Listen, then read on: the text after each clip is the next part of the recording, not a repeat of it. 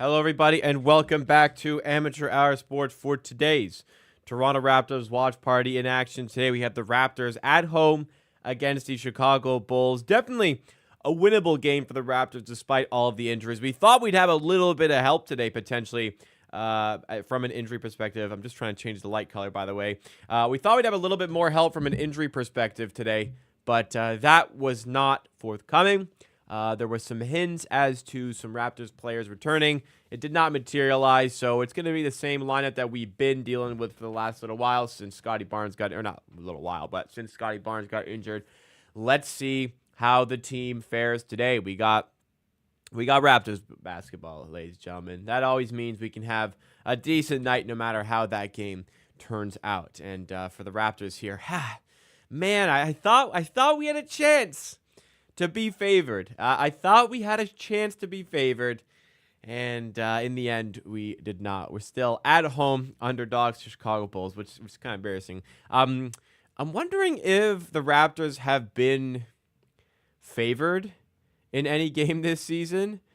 Now that I'm kind of looking back on the schedule, I'm thinking maybe not even fifth game of the season. I'm thinking maybe away at Charlotte they're favored, but that's an away game. Probably not. And then other than that, I mean, I actually don't think they've been favored in any game this season. They weren't favored in that game. They wouldn't have been favored in any game. Let me try to find. You know what? Let me find that game specifically. October 30th. Let's see if the Raptors managed to sneak in as favorites for that one against the Hornets. Just top of my head here. 6-point underdogs. So, yeah, there must have been some injuries there. There's been injuries every game. I don't think the Raptors have been favored one time this season. They have not been the expected winner once in the entirety of the 24-25 season. Looking at the schedule, well, okay. Brooklyn up next. They might, maybe favored there. I think they should be favored there. Yeah, have Chicago played Brooklyn at any point recently? Because then I could see who is favored. They have. Okay, interesting. Let me see who was favored in that game. Chicago were at home to Brooklyn on the 2nd. Let me see. Since then, Dennis Schroeder's gotten traded as well. So, let's see. So, Bulls were favored by 6.5. Okay, tell you what, we might be favored next game. We ain't favored tonight, but we might be favored next game. Anyways, guys, what's going on? Welcome to the Amateur Sports, the stream, the watch party stream today. Appreciate y'all hanging out with me for the Raptors against the Bulls. It's been a miserable Monday for me. It's just Mondays are really, really long for me. I work basically 9 until, well, usually like 9 a.m. to 10 p.m. Today, because of the stream, I'll probably be working 9 p.m. until about 1, 2 a.m. But, yeah, Mondays are just hellish for me. I really don't like when Raptors games are on Monday. Listen, I'll enjoy myself if they could be on any other day of the week. That would be awesome, because I do work Monday nights on my own time. I just got to get it done Monday night, my work. And when I am streaming, it cuts into my my work time for Monday. Therefore, it's just delayed. So, I'm not complaining about being here. I'm going to enjoy the stream. It's just, listen, if this could be on a different night, that would have been nice. Let's just say that. But in action against the Bulls, I think the Raptors have a good shot at winning this game. The Bulls stink. They have a bad defense. The Raptors will be able to put up some points today. I'm expecting a big game out of R.J. Barrett. I'm expecting like he's got the ability to creep into the 30s for points today. I think double-doubles on the cards today as well. Perhaps a triple-double could be on the cards once again for him today, and I think he'll be a lot more efficient than he was against the Miami Heat. I think Grady Dick's in for a good game. I think Pirtle's in for a good game. I think it's going to be a high-scoring affair, and I think the Raptors have what it takes to win this one and just snatch a victory back, because it's been 4 losses in a row. Injuries have been happening, yes, but even if they don't win, it'd be nice if they had a good performance here, though. I don't think they were horrific against Miami. I think they were okay, but it'd be nice to put on a good performance here today, just to get the vibes back a little bit. You know what I'm saying? That's what I hope for here. If you guys are enjoying the stream, nice to know you. Make sure you do hit the like button, subscribe for more Raptors content. Nice weekend off. No content over the weekend. My weeks are crazy, so I enjoy taking my weekends to myself. Forgive me, but I enjoy taking the weekends to myself. Going to be a lighter week this week for content as well. There's definitely going to be a video tomorrow. Well, either Tuesday or Wednesday. Max 2 videos this week, minimum of 1. It's possible there only is 1. It is a pretty busy week. And then the festive period. I'll do my best, but I'm not even going to be home for like a 5-day stretch from the 24th to the 28th. So probably have some time off then. It could be like a week off next week from content, from videos at least. Streams will be fine. I'm streaming Sunday the 22nd. I'm streaming Monday the 23rd. No stream on Boxing Day. I won't even be home. And I should be back to streaming Sunday the 29th. So streams shouldn't really take a hit other than Boxing Day. It'll be the videos that will be a problem. Just, family stuff going on, work stuff going on.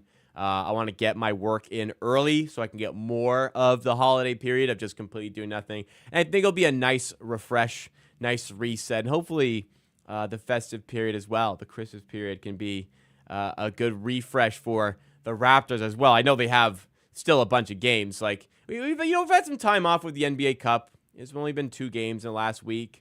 Game today, 2 days off, and then another game, and then you have 2 days off, then a back-to-back. But still, a lot of extra time off for the Raptors as of late. I think it's good for the team, and certainly feels good for myself, I would say. By way of injuries, no help.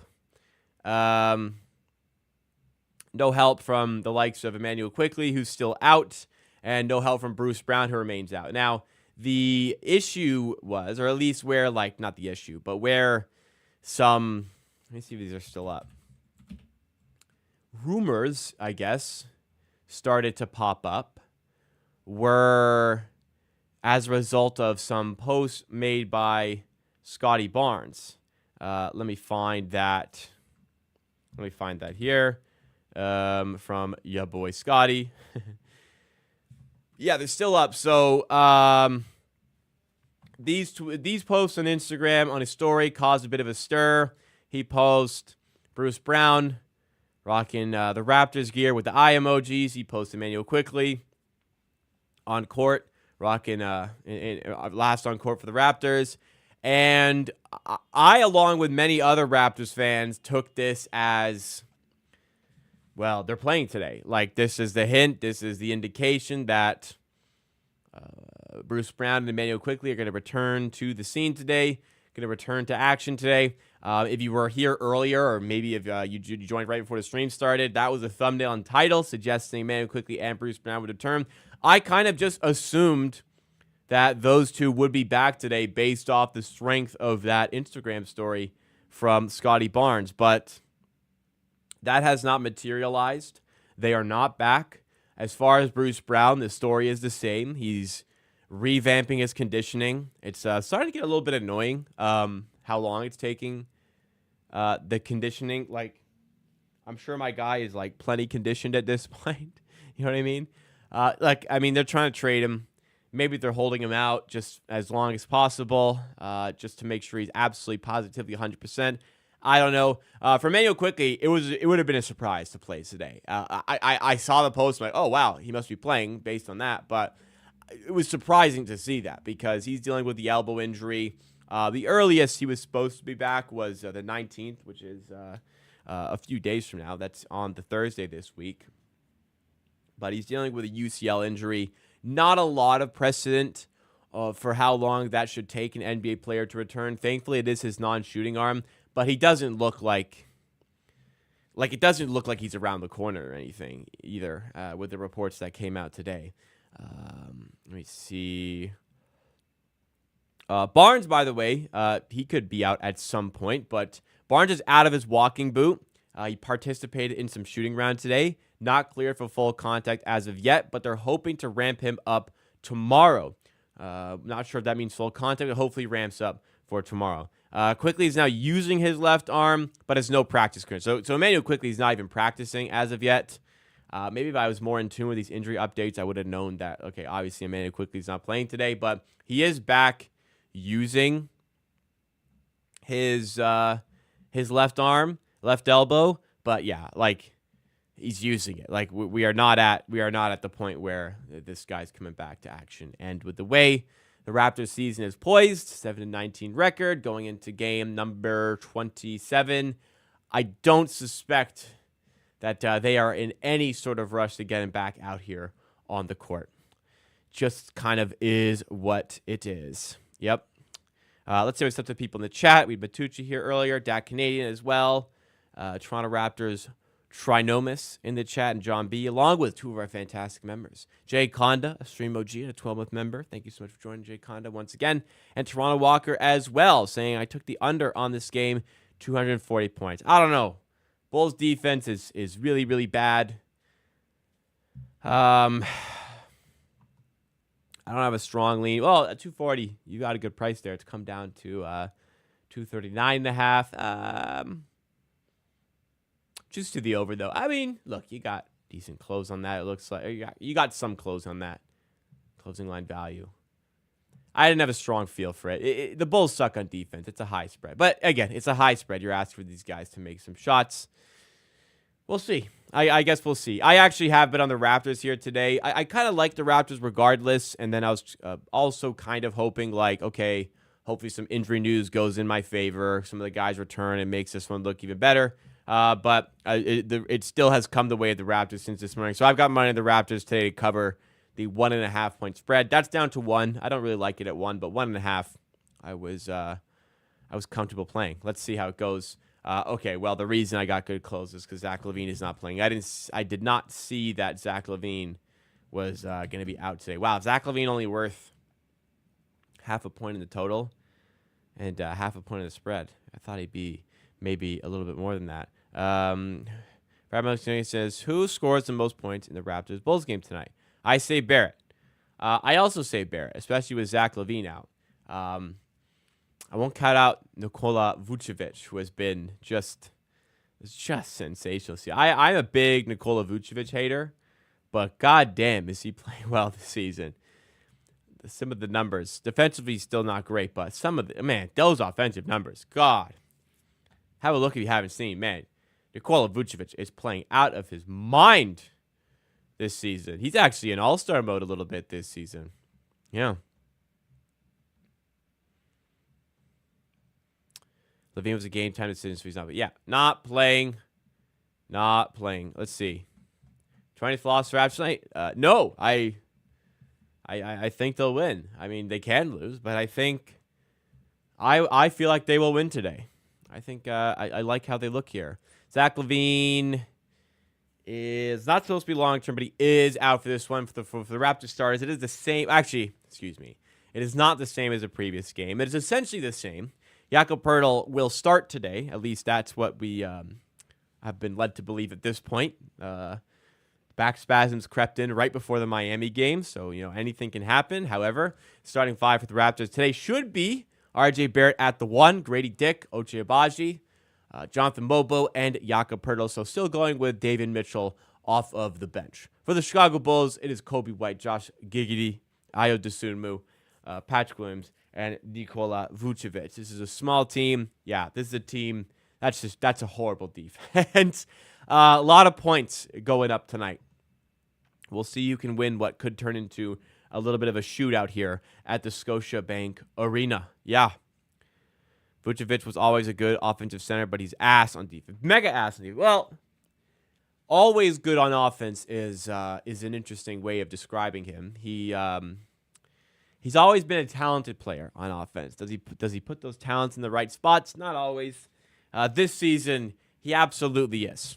Absolutely, he is. If your center is ass on defense, what's the point? Good question. Yeah. Aston New York Knicks, I suppose. They're happy enough with the offensive production to make up for it. Boswell says, is it just me or this year actually fun? I mean, I'm enjoying the Raptors season. It kind of sucks losing 19 out of 26 games, but I'm enjoying. I'm vibing. I'm enjoying. It could be a lot worse, man. Could be the Wizards. Yeah, that would definitely be a little bit worse, man. I'm kind of hungry. I already ate dinner, but I'd have a snack today. I tell you guys, I tell you every Monday how hectic it is. 7 a.m. in the gym, Muay Thai class. 8 a.m. get home. 8:15 get home. Make breakfast quick. Start work at 9. Shower, of course. Start work at 9. At about 11:30, I have to bike to the office to get to the office for noon. In the middle, in like the 11:15 to 11:30 range, I make lunch. As we have a new subscriber, we have Sumaya subscribing. Sumaya was already subscribed. Maybe another Sumaya, who knows? But we got a subscription here from Sumaya. Thank you so much for Sumaya, if it is a different one. What was I going to say? 11:15, 11:30ish, I have to like concoct some sort of lunch. I should have prepped a meal prepped lunch yesterday night, so I didn't have to cook it today, but some spontaneous plans came up, so I didn't have time to do that, so quickly whipped up a lunch. Hauled ass on my bike to the office, got there for about noon. At the office, I work from 12 to about 5. Haul ass on my bike to get home, make dinner quickly, work for as much as I can until stream begins at 7. Stream from 7 to 10. I'll probably working for about, today's going to take a bit longer. I'm assuming till 1 a.m., 2 a.m. today. And yeah, that'll be a long-ass day. So I wake up at 6 to walk my dog. I'll be going to bed around 2. 20-hour day. Hopefully you guys gotta keep me up for this one. You guys gotta really keep me up for this one. This season's slogan from Crazy and 20, one of our members, this year our slogan is "At least we're not the Wizards." Yep, at least we're not Wizards fans. It is true. Last year it was mostly like, at least we're not Portland fans, and well, Portland suck, and we have their second round pick. That feels good for this season, absolutely. Long day. I'm pretty I'm pretty beat, but I will. These streams always wake me up. It's after the stream it could suck a little bit. Raptors projected wins 7 divided by 19 times 82 equals win projection. That's true. That is a win projection. Shall we do the math? 7. Well, it's not 7 divided. Oh, yeah, it is 7 divided. Sorry. 7 divided by 19, which gives us a win percentage of 0.368421. 0.368421, blah, blah, blah, multiplied by 82 gives us 30.21. 30 wins. I don't think we're winning 30 games. Yeah, it's a win projection. I mean, it's just simple math, but I wasn't expecting the projection to be 30. Over quarter way. Over quarter way through the season. Is that true? All right, well, 30 does seem more than expected. Oh, because we're doing 7. I was right, because I'm doing 7 divided by 19. Isn't it 7 divided by 26? That's our win percentage. Because we played 26 games. What am I smoking here, man? We're projected to win 22 games. That sounds right. Because I'm calculating a win percentage based on 19 games played, which is our losses. I have to do it by 26 games played. So I tripped myself up there. Yeah, our win percentage is 269. So our projected wins for the season is 22. That looks correct. I actually think we might snatch some wins if we get healthy at some point and win like 24, 25. But 25 is probably the max at this point. How old am I? Old enough to party. No, I'm 25. Well, technically, it's not working 20 hours. It's working. And granted, I've signed up for this. Like, I say it's a 20-hour day because I wake up at 6 to walk my dog, to go to the gym, and the gym is like an hour and a half class. So that's part of my. It's not all work. I would be working normally like 9 a.m. to 10 p.m. However, I've signed up for this. I get half days Monday. That was my trade-off. So my Mondays are fucked. Acknowledged by my boss. Talked it over. Just going to rip out the Mondays And then Fridays are less than half days. Fridays, my day ends at like 11:30. So that's awesome. Honestly, kind of a fair trade. My weekend starts early. I get to chill on Friday. That's A-okay with me. It's just when the Raptors play Monday, this is a 3-hour gap in when I could be doing work and getting my job done so that I can go to bed earlier. So, again, I've signed up for this. I'm complaining. I understand. This is a tiring day. I'm complaining, but I've signed up for this. I do the extra content on the side, which cuts into it, but I still get all my work done, so it is what it is there. But yes, I have, it is a long day.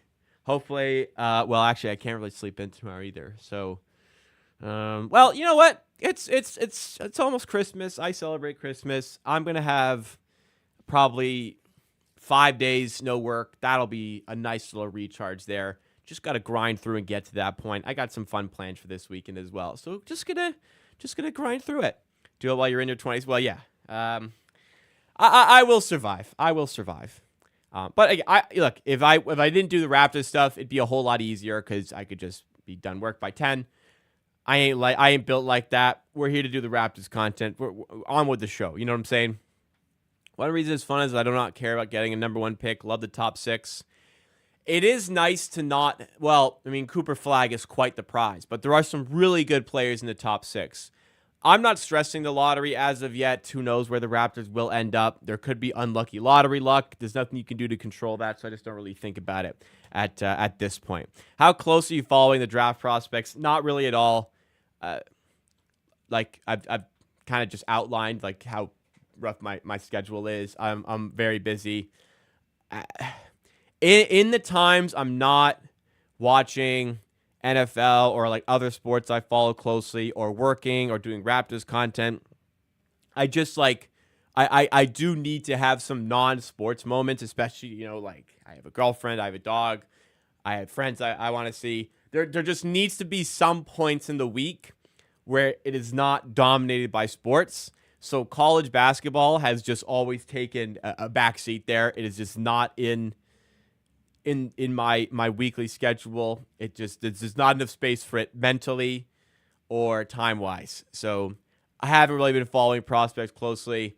You know, I keep up to date with projections. I keep up to date with the people who are watching this college ball religiously. And then I dive into these prospects when it gets like March, April, May to get prepped for the NBA draft.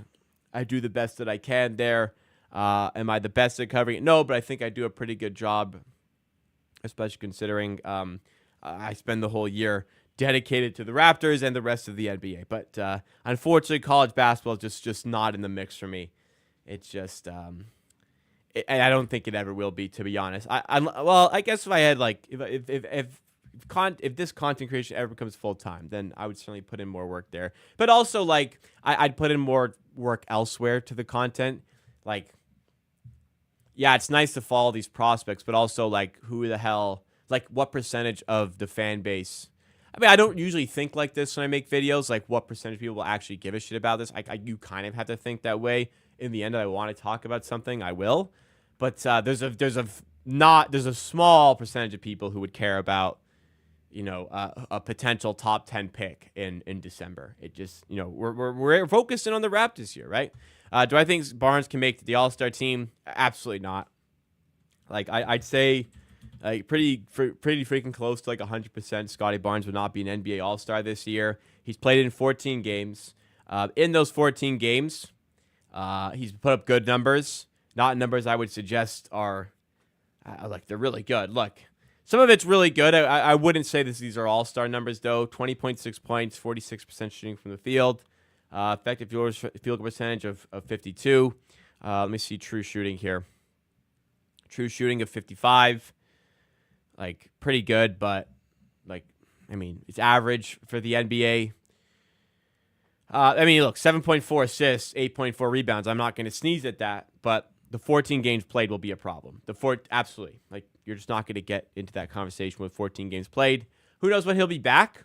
You know, I won't say 100% he won't be, because there's a lot of injuries going around. And if he comes back from injury like later this week or next week and puts in like a really good month leading up to voting, maybe he gets himself into those conversations. But yeah, a team that's 7-9 team. Barnes has been a little bit inefficient and injured. Very difficult for him to get into that spot. I would love it. I would love it though. Lucas says, I'm tired of Raptors tanking. I just want to win.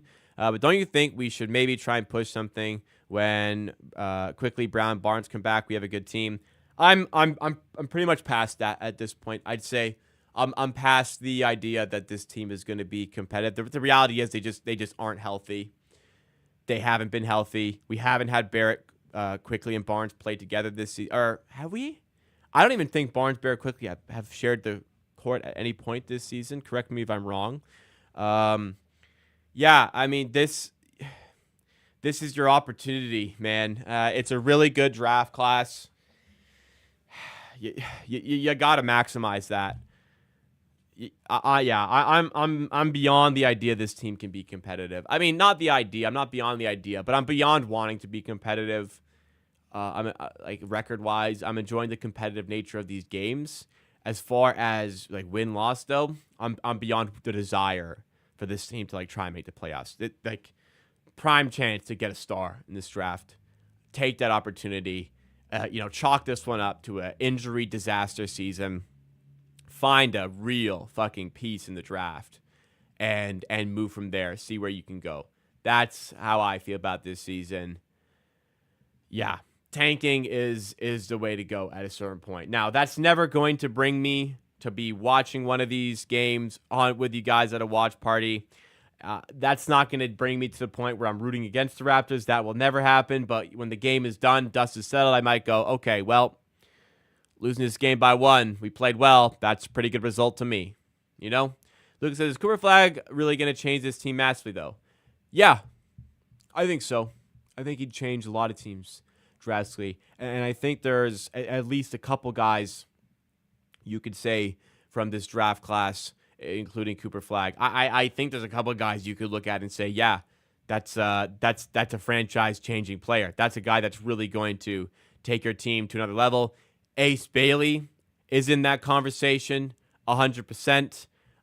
Like the shot-making ability that he has is just fantastic. And there's plenty of talent at the top. Ace Bailey could be first overall in a lot of years, probably would be first overall this year. Dylan Harper looks intriguing, though maybe not at quite that point. It is a stacked draft class, man. Dylan Harper, Ace Bailey, Cooper Flag, all guys like who could maybe go first overall in some other years. I don't know how to pronounce the guy's name, but Denham. Is it just Igor Denham? That guy looks fantastic as well. Like there's some real talent near the top of the draft. Dylan Harper. Sorry, his projection. I'm just gonna look now. Okay, well, current mock drafts have him second, so yeah, he could absolutely make a claim for the top spot. But yeah, Cooper Flag, man, that is a really interesting prospect. What's my desire to make the play-in tournament, get spanked by Boston first round? I'll tell you, my desire is it's pretty low on that front. Like to Boston as well. Get a good draft pick. Like, has tanking ever worked for a team? Like, has any team actually tanked and won a championship? Like, who are the past NBA champions? Did any of these teams tank? Well, okay. Now, to be fair, a couple of them have. But major asterisks we'll go with. When has a team tanked and won a chip? Dallas tanked for a little. I mean, I don't know that they really ever tanked. They were just bad. They got Doncic. But, then they get Kyrie Irving in a trade. Was he free agent? Was it free agent? I don't know. They get Kyrie Irving. I guess, Dallas gets the 5. They don't win. Boston tanked for a while. Developed guys, trade. You could say Boston were tanking, got the players they needed to build a championship foundation. So Boston kind of fit into that category. Denver never really tanked. Golden State did tank one year. Used that pick on James Wiseman, who played no part in that championship win. So Can't really count them. The Bucks, with tanking, had nothing to do with their success. The Lakers, obviously not. Well, okay. Well, the Lakers did tank for a while, got a bunch of key assets, used those key assets to trade for Anthony Davis, which helped them win a championship. So, okay, the arguments that tanking, the Cavaliers win the championship here. They tank for a number of years. They strike. Listen, they got plenty of lottery luck, didn't use it, but it took LeBron coming back to get them here. But they did tank for a bit. They got the first overall pick, they got Kyrie Irving 1 year. They had 2 other first overall picks that were wasted on Andrew Wiggins and Anthony Bennett. However, they used those picks to trade for Kevin Love. Okay, tanking kind of works. Kind of doesn't very very few times does a team still have success. And even when the team does have success after tanking, they still need to have a huge draw to go play for them, which the Raptors just don't really have. Or you need a free agent to show up. So it's tough. It's really tough to tank and then be successful after the fact. We haven't had a big sample in this tanking era to prove whether tanking can be successful or not. But also you're not going to be better by not you're not going to be better long term by not tanking, are you? If you're just not even giving yourself a chance at talent, then you're not going to really improve yourself either, are you? Who's won the past few years? Denver's a pretty big anomaly for the type of team that wins, but the Lakers and Celtics are the two most decorated teams of all time. Of course they're going to be in the mix to have success on a pretty consistent basis. I guess, Detroit have just been drafting poorly, maybe not the best development, but I don't know. I get the arguments that tanking doesn't fix anything. There's not a great track record for it, but you also need to have top end talent to be successful. The best place to get that, especially over the Raptors, is the NBA draft. So I'm fine with tanking this year. Denver drafted Jokic. Well, they drafted him 41st overall, so it's hardly tanking.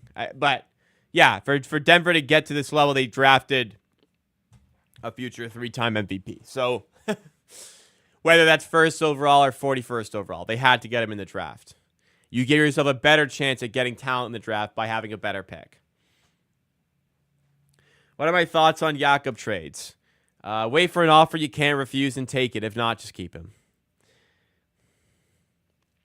The Raptors have no other way of really team building other than finding talent in the draft.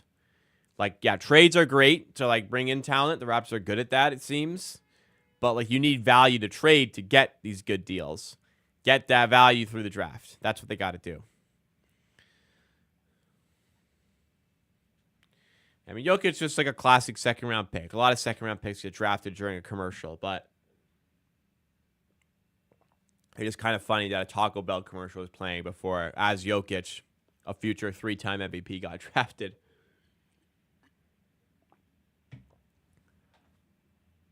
Even Denver scouts themselves will talk about how lucky that pick was. They didn't fucking know.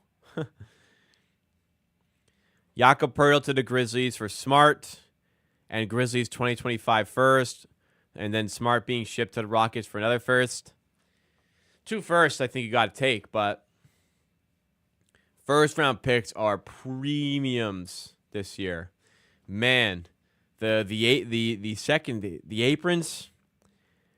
God, people are recognizing the value of these picks and finding a player on a cheap contract. It is the trade market is really becoming dry. It's hard to make these trades right now. I don't think you get 2 firsts for Poeltl. I think you maybe get 1. Is Poeltl worth that? We gave away a first to get him. Not that the trade value didn't make sense. It was just the timing of the trade that didn't make sense for the Raptors. It was a poor one, timing wise. We've already hashed this one out plenty of times. Tough timing for that Poeltl trade. It's just, was it fair value? Probably. Why would the Grizzlies want Poeltl? They have Zachy and Jaren Jackson Jr. Well, Jaren Jackson Jr. is a power forward, first of all. So, and Jaren Jackson Jr. plays better when he has a player like Jakob Poeltl at 5. Second of all, Zachy's not that good. It's still early in his career. I'm not going to write a rookie off, but yeah, he's hasn't branded himself like a starting center of the future, in my opinion. And wow, the Grizzlies are really good right now. Pirtle makes them a lot better. You know what I'm saying? Oh, Jaren Jackson, you listed as center basketball reference. Well, I guess that nullifies any sort of debate you could have about a player. Well, I mean, if he's listed as center basketball reference, I'll go fuck myself. No, Jaren Jackson Jr. is better at power forward, where he can play as the help defender, not as the primary rim protector. He won the Defensive Player of the Year award as the power forward with Steven Adams as his center, an actual rim protecting center, where he could be the help defense there. Yeah, injuries have made it very difficult for Jackson to play at power forward because Zach Edey's been injured and been playing in the G League, and they don't really have any other center. That's it. That's the only center they have. Like, what are they going to start? Brandon Clark at the 5 every game? Maybe, but yeah, Jaren Jackson is a power forward. If in an ideal situation, the Grizzlies want Jaren Jackson at the 4 and a real center. That term's overused, but a proper center at the 5. Just because Basketball Reference lists a guy at a certain position doesn't mean that's like Bruce Brown listed as a point guard last year and Basketball Reference. Is Bruce Brown a point guard? No. Bruce Brown is not a point guard. Giannis, in his rookie season, was listed as a point guard. Is Giannis a point guard? Well, Basketball Reference said so. Is he a point guard? No. That's an older one. But Bruce Brown was listed as a point guard last year. Bruce Brown is not a point guard. So I don't care what Basketball Reference says. I gotta do the door shot here. It's been miserable. It's been an absolutely miserable year on the door shots. I'll be first to admit it. 7 of 21. It's truly been absolutely positively miserable. But let's try to sort it out here.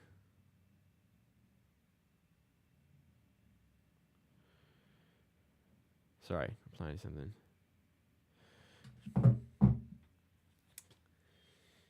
Let's see if we can knock this shit down today, guys. 7 of 21, 33%. It is embarrassing. It's like a Fred VanVleet field goal percentage right now. Let's try and start to put things right here today. What do I got to make? 7 in a row to get back to 500? Yeah, 7 in a row. That number grows greater every time I miss. Come on. Do one. Get one. For the culture.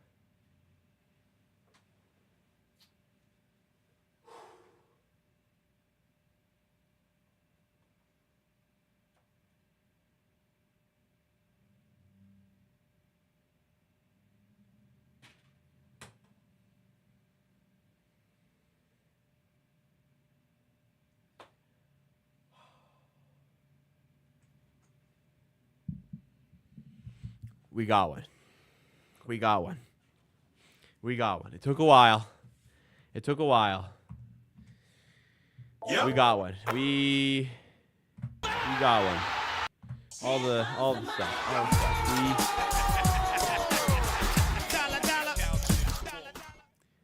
It's been a while. I haven't made one of those in a while. I think I've missed 4 in a row. We got one to get us partially back on track to the road to success. Back on track on the road to 500. We got to make 6 more in a row. Still. But ladies and gentlemen, we got one. Door shots improve to 8 of 22. I'm not excited. I'm not pumped because my door shots have been so atrocious this season. Needed that one to go, and we got it. Masai got Kaminsky to replace Pirtle after trade. No. Kaminsky entered the G League draft portal. I believe the Raptors had the highest seed for that selection phase and took him. Frank Kaminsky, Frank the fucking Tank, who I love. I'm so happy Frank the Tank's in the organization. Frank the Tank will not be playing in the NBA. No, I don't believe so. He's just a G League player and a really good one, a really good pickup for the G League at that. All right, we're underway in Toronto, and to get things underway, Jakob Poeltl lays one. He's got the first basket. Was that a RJ Barrett assist as well to lead us off in the game today? Yes, RJ Barrett pick and roll with Jakob Poeltl. We will see more of that as the Raptors get a steal. Grady Dick, other side. Slows it down. Poeltl underneath. Turns around and finishes 4-0. 4 points for the Yak. Feed the Yak and he will score. 3-ball up from Patrick Williams. Go ahead, pal. You want to shoot that? Go ahead, pal. You have that all day if you want. Go ahead. I don't give a shit. Shoot that. RJ taking on Giggity. Turns around the left. Go attack him. No. RJ, go attack him. That is one of the worst defenders in the NBA, especially in the restricted area. Get him under the rim and just score. No turnaround, no nothing, no fancy bullshit on Giggity. Take it to him, score. If they're going to guard you with him, go score on him. They got Patrick Williams on him here. That'll be a tougher assignment. Scramble for the ball here. RJ Barrett's come up with it. Kobe White defending. Here you go. Go to the rim, pal. Goes up strong. There you go. Off the glass. Draws the foul. And one. Yeah. Chicago has got bad defense. Take it to them. Attack them. Make them make mistakes like that. Right there. Well done, RJ. I mean, still a tough shot, but well done, RJ. Santa Claus sitting there. You guys see that? Santa Claus sitting next to superfan Nav Bhatia. Like a fantastic Santa cosplay next to Nav Bhatia underneath the rim there. I don't know if they'll get a good view of it. I'm sure they will show him on camera at some point here, but wow. Santa Claus in the house. Will he be gifting the Raptors a win today? We'll see. Vucevic spins off a couple of Raptors and puts it in 7-4. Fast-paced start to the game. RJ's got 3. Poeltl's got 4. Raptors lead 7-4. Barrett gets to switch onto Vucevic. Cross-court pass in the corner to Ochai Agbaji. 3-pointer. Halfway down and spills away. Other side, Giggy attacks Grady. And a foul is called. I mean, at a certain point, what is the defender meant to do here? I mean, he just kind of barges in there. At a certain point, like, what is a defender supposed to do, I suppose? I don't know. I guess it's a blocking foul. You got to set your feet. But it feels like you can't do anything there as a defender. Anyways. I'm actually defaulting to Giggity now rather than saying Giddy. Josh Giddey at the line. Terrible person, terrible basketball player, allegedly. Terrible basketball player, objectively. Terrible person, allegedly, subjectively. Not going to get into that whole shebang today. Barrett under the rim to Grady Dick and a missed layup. Good grief. We got to have those. Other side, White to Vucevic to Dosunmu in the corner to Williams. Look at this ball moved by the Bulls. My goodness. Is this the old school Spurs? No, sir. Missed there all by Vucevic. Are you at 10 plus assists today? I can see it. Absolutely. I can see it. I mean, look at the type of offense they play around him, right? You got Agbaji. Nice jumper there. You got Ochai in the corner, ready to take jumpers all day. Grady Dick, amazing kick-out opportunities. Poeltl pick and roll partnership. Like they're giving him good space and a good runway to play his game there. And part of his game this season has been getting those assists. Vucevic with the putback underneath the rim. 9-8 inside 3 minutes here. Quite the start to this game. Frantic. And if you guys are enjoying what you're seeing from the stream, make sure you've hit that like button. Consider subscribing if you're new to the channel. A lot of new subscribers over the weekend. Last time I checked, we were at 17,908 or 909. We bumped up like 15 in the last few days, so thank you to our new subscribers there. I think it was based off the strength of the Jacoby Walter video that came out that did pretty well. So, hey, let's keep it going. We're not quite on pace to do it, but would love if we could get to 18,000 subs by the end of 2024.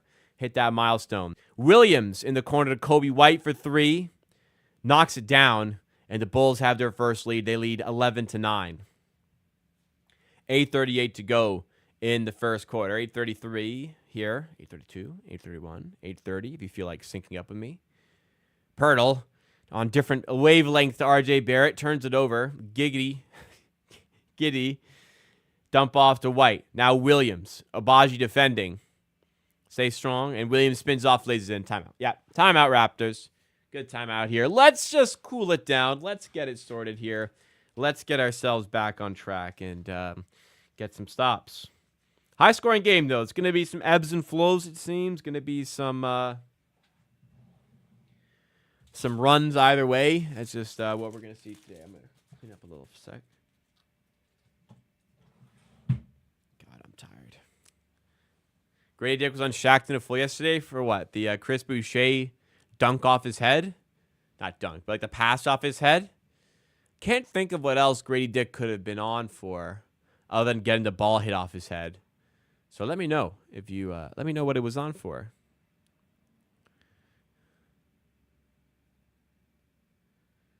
Max value for Jacobus now this season. See, here's the thing. Do you get more? So trade-wise, do you get more value out of well, obviously right now you could argue it's his max value.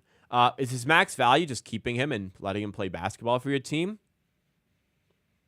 That'd be my argument. Are you getting more out of Jakob Poeltl playing for your team or more out of, like, whatever draft return comes your or trade return comes your way? The ball bounce with RJ, not Grady. Was it? Maybe I'm misremembering. He missed a dunk. I don't remember the missed dunk. Ran to cameraman. What was that? What game was that? I don't remember that. Missing a dunk. I don't remember.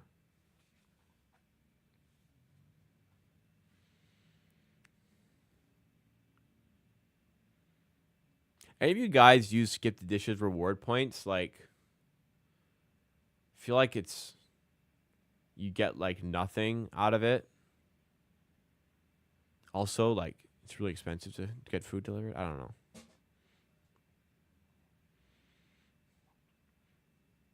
I cannot, with respect to anybody mentioning it, I feel like I say this every stream we talk about Poeltl. Again, I think you get more value out of having him. I think we're even rebuilding. You are served to have good defensive qualities behind your young guys trying to learn to play defense. That's how I'm always going to feel. Well, that's how I feel right now and will feel for the next little while. In the most recent game, he went for 200 dunk, missed field account. I don't remember that. I'll take your word for it. Wow, TSN really worked hard on this graphic, eh?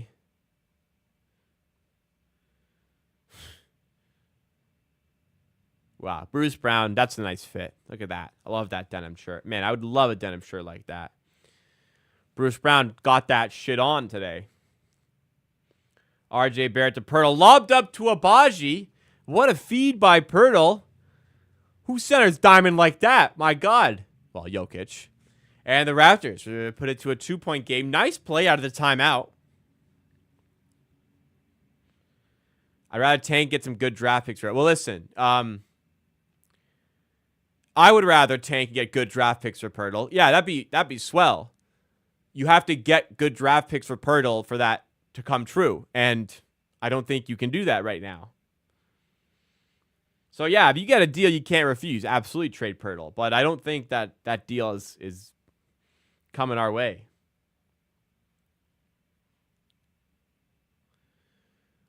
Lonzo in the game. Nice to see Lonzo Ball back on a basketball court this season, of course. Everyone likes that. Lonzo in the corner for three. Doesn't go. Pretty ugly form there as he tried to get it off quickly. Other side, RJ Barrett attacking Lonzo and finishing under the rim 13-13. 7:11 to go in the first quarter. High-paced, high-scoring game here. Dosunmu for threes. Way off there. And Mobo's full-court pass eventually gets in the hands of Abaji. Then Grady Dick in the corner, who can make the three. Still tied at 13. Not even halfway through the first. Lonzo. And he's fouled by Grady Dick. That's number 2 on Grady, which we will have to monitor.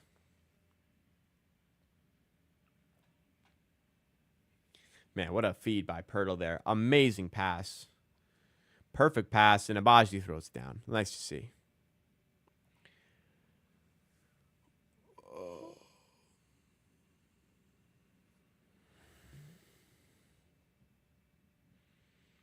Damn, I fucking pounded a rock star before this. I'm still wrecked. Oh, man. 3-ball up and down there. Tell me, that Josh Giddey. Who was that? Oh, that's Vooch. They're talking about a guy shooting 40%. That ain't Josh Giddey. Even on twos, maybe not. Vucevic been shooting the shit out of it this season. I think that was him there. Barrett going past Giddey, missing the layup. He got fouled, but still felt like it was makeable nonetheless. RJ Barrett attacking Josh Giddey will lead to rewards in this game. I promise. I promise you.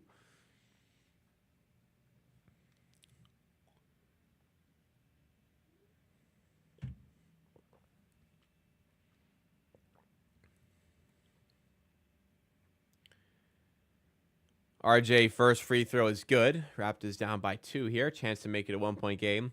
Matas Buzelis, recent 11th overall pick, checking into the game for the Bulls.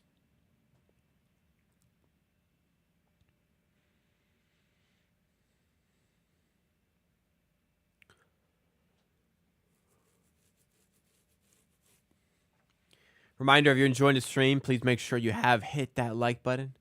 We really appreciate it. We got 59 people here today. Thank you so much for spending your Monday hanging out with me. We got 19 likes on the stream. Let's try to get to 25 by the end of the first here, huh? Lonzo Ball 3 doesn't go. Rebound to Pirtle. Has had a few looks. Has not been able to connect as of yet. Walter in the game for the Raptors. He's been playing good ball lately. Gives it to Barrett. Finds a lane again. Misses the layup. Another good look for Barrett. Got to keep taking those, but hopefully he starts making them at some point. On the other side, Taylor Horton-Tucker lays in one-time potential future Raptor. Didn't materialize, thankfully. Taylor Horton-Tucker, man, he is built like a truck. Goodness. He is big lad.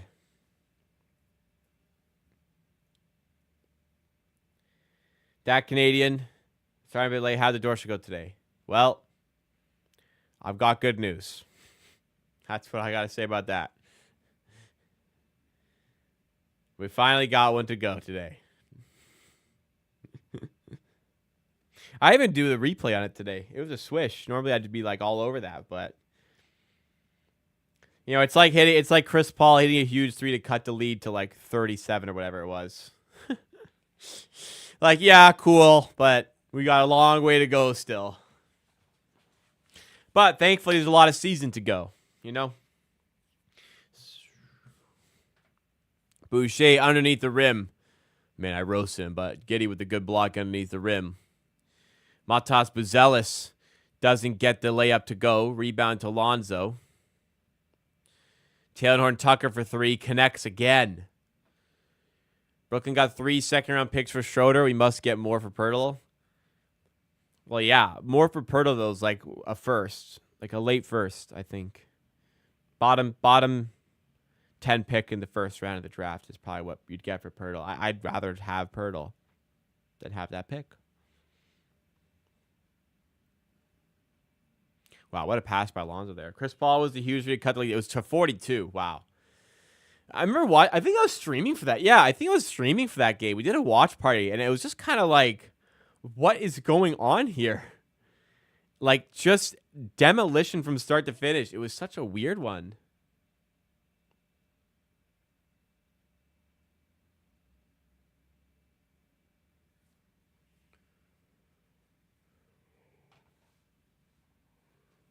Weren't those the picks that Brooklyn got for Schroeder, weren't they like horrible picks too? And they sent out a second as well to make it happen. So they only ended up getting like an extra 2 picks.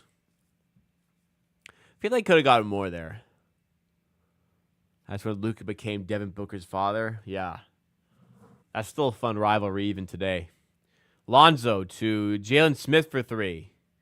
And he finishes. And the Raptors in a bit of a hole here. 26-16. The Raptors scoring has dried up while the Chicago's has continued to flow. And Kelly Olynyk nearly loses it. David Mitchell restores the possession. Now Abaji to Walter in the corner. At the baseline, trying to come up with something. Gets it to Olynyk. Long 2. Doesn't go. Rebound Walter. Fresh 14. For number 14. Kick out to Davion Mitchell for 3. Big time 3. Raptors back in it. Down 7.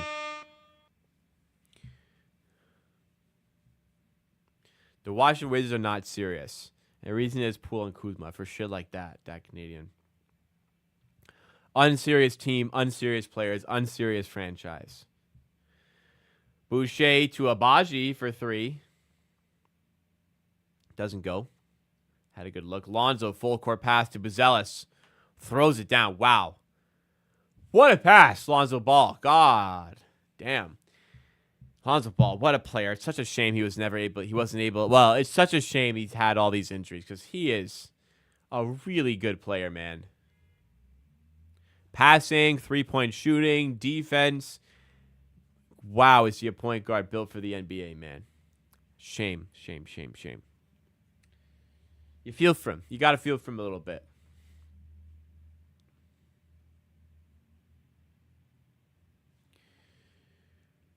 Whew. Jordan Poole, Ollie played well this year. Yeah, it's been like, I'll look it up. It's been pretty efficient from what I've seen, to be fair. How much do I trust it? I don't know. 20 points per game, 43% from the field, but it's 39% from 3. Effective field percentage at 53.5. True shooting at 58. Yeah. Yeah, that's pretty good. 58. 20 points per game. That's like a little above average, and for him, that's decent. Gets to the line, or shoots the ball pretty well from the line. Yeah, it's pretty good. I'll concede this year it's been better than it has been previous years. Last year was disaster. He was horrendous last year. Averaging 1.7 steals. I mean, you got to put a bit of. I mean, the efficiency is what it is. It's impressive. You got to put a little bit of emphasis on like how bad the team is. Is that playing a role? I don't know. Brooklyn got Melton and 3 second-round picks. They did lose a Miami second-round protected pick, so a really bad second they lost. Melton's just salary because he's injured and he's done for the season anyways, and he's on a 1-year contract, so that's nothing. That's just salary filler. So upgrading one of their second-round picks and getting 2 more. They're also not great second-round picks from what I've seen. It's an expiring contract. I like the pickup for Golden State. I for sure like that. Not sure about him starting next to Steph, though. I don't love that decision. But we'll see what they end up doing with in the end. Well, it's the efficiency from Jordan Poole that's impressive. Like, whatever the minutes are, like, the efficiency is still impressive, you know? Man, they are the second best 3-point shooting team in the NBA. Also take the second most threes in the NBA. Raptors are second worst 3-point shooting team in the NBA and take the second least. We suck. Gotta shoot more, man. Mitchell to Olynyk with the left finishes. 7-point game, 28-21. Wake up, wake up. That's true. His minutes are low because they don't play garbage time. That's funny. Walter lays it up, lays it in. Nafiata, what is going on? Welcome to the stream. Lovely 2-year badge there for the member. I wanted Jalen Smith in the Pascal trade. I don't know why Raptors fans like Jalen Smith so much. He's not that good. It's like the infatuation from the fan base with Miles Turner. Like, no. Like, okay, good player. Cannot play defense. Not a good rebounder. Decent 3-point shooter. Blinders go on. My God, a center can shoot threes. Oh my God, it's everything we've ever wanted. Like, more to being a center than just shooting.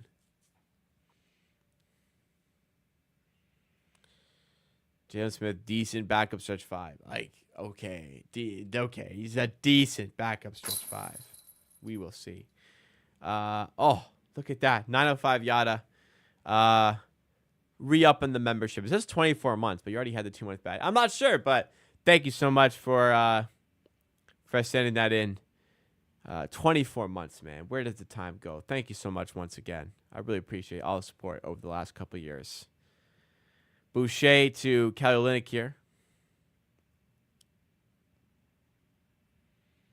I'm okay without Jalen Smith. That's the point I was making earlier. Anyways, 1:48 to go in the first. Oh.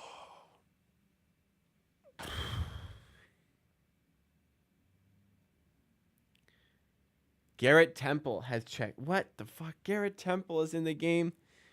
It is the first quarter, man. Well, ladies and gentlemen, for the first time, we can use our Garrett Temple zone graphic.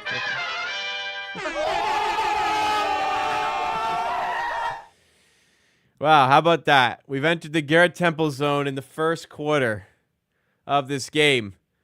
Other side, wow, Olynyk lobbed to Boucher, nearly threw it down. We've got Garrett Temple on the floor for some meaningful minutes here against one of his former teams. I believe he's played for the Bulls. One of his former teams as Kobe White nails the three. And it's 31-23 here. Their shooting proving to be an issue for the Raptors team from their makes and the volume of threes. Olynyk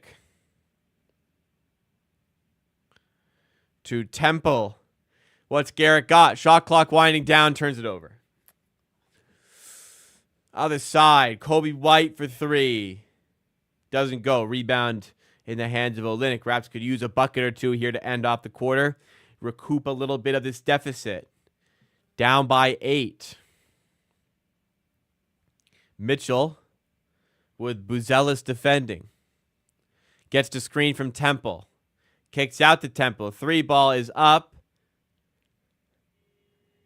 Air ball. All right, sub this guy out.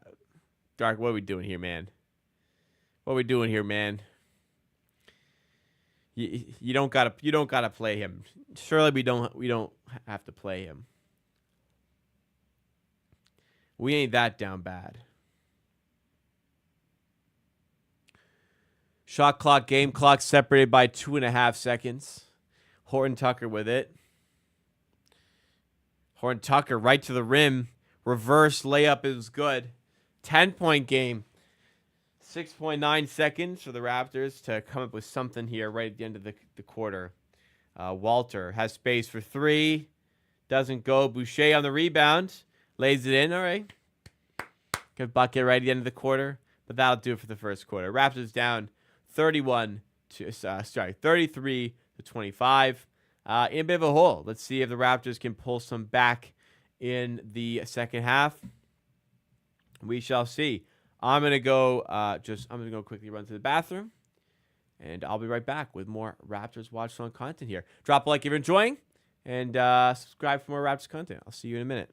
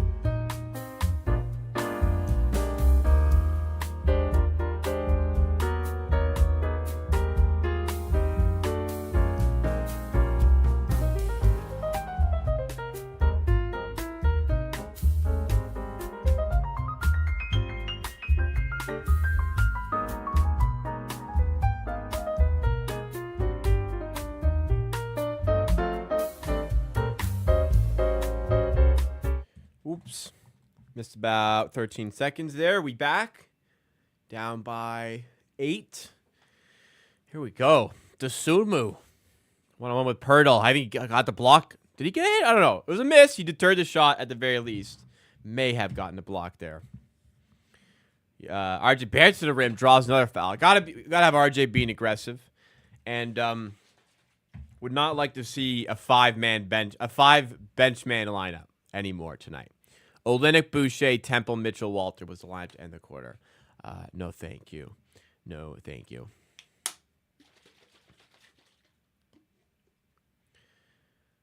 Is it back to Shanghai for Abaji after 2 months of okay play by? Abaji's still been playing fine. Really efficient three-point shooting this season. Good defender still. Great role player to have.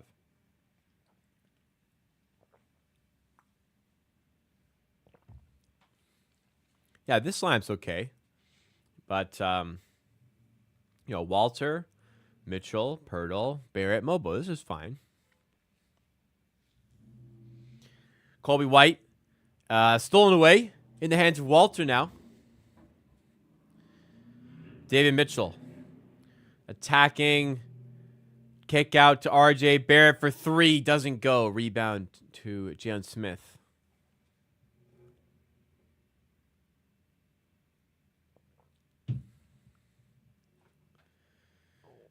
Barrett. Oh, nice move. Right to the rim. Throws it down. Nice little stretch of play by the Raptors. And it's a 4-point game. Santa. Loving that courtside.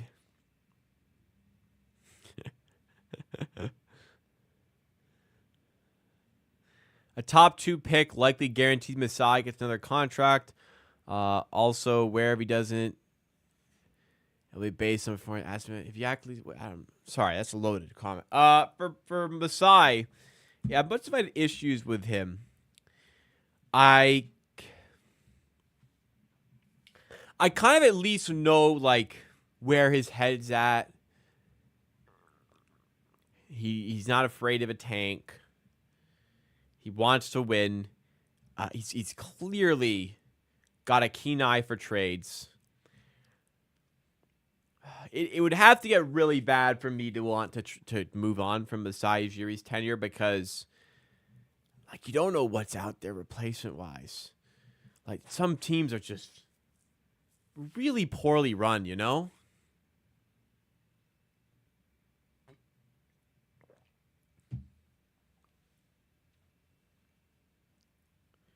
Like, there's been bad trades 100%. The Thad trade was bad.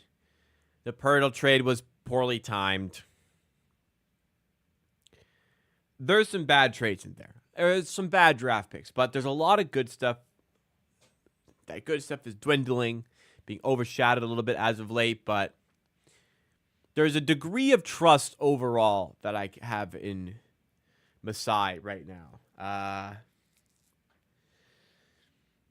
That I don't know if a new guy would I guess what I'm saying, my fear is like you could get something worse. It could get worse. Like if this is how bad it is for the Raptors, like could it get worse? Maybe. I don't know. I'm not at the point I think the Raptors should move on as of yet, but I've been close. I've gotten close to that point for sure. I'm not close right now to saying move on.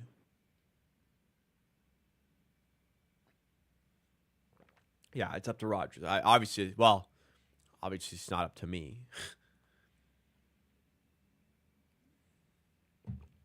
We'll see. Indication previously has been Rodgers and Masai don't have a great relationship. We'll see. Didn't even get a sign. Well, how are you going to? The teams who wanted him had enough money to just sign him. That's it. Raptors gave him a fair offer. He went elsewhere. I think he made a mistake, but what are you going to do? I didn't put the merch link in chat. Get your merch, guys. Support the boy. Get your merch. All right, back from timeout. The Bulls knocked down another 3. And the Raptors, 29th 3-point shooting team in the NBA, playing the second best shooting team in the NBA. It's going to be tough in the math game here to keep up with that pace, or a pace of scoring with all the threes they're gonna hit. Pirtle spins off Jalen Smith. Gotta score that, man. Gotta score that. 36-29. Giddey to Smith. Back to Gigi D. Yeah, Raptors can't be shooting the ball all the time. I haven't looked in there. It can't be going well. Giddey for 3. In and out. Mobo rebound. 9:49 to go in the second. Mitchell lobs inside to Pirtle. Underneath the rim. Rolls around a little bit before eventually dropping, and Jakob Pirtle's got another 2. Raptors down by 5. How do we allow so many fast break points on makes, dude? On makes! How, like, they panned away, it pans back in, and they have an open layup on our make. Our make. Mind you.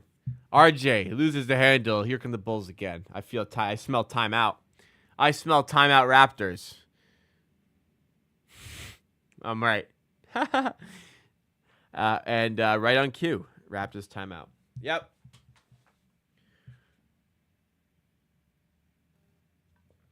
Three timeouts. And honestly, they've needed all 3.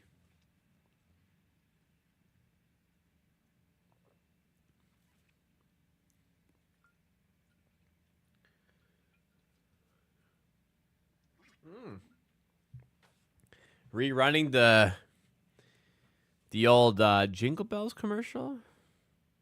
Oh, they're remixing it. Oh, I don't mind this Christmas Day commercial at all.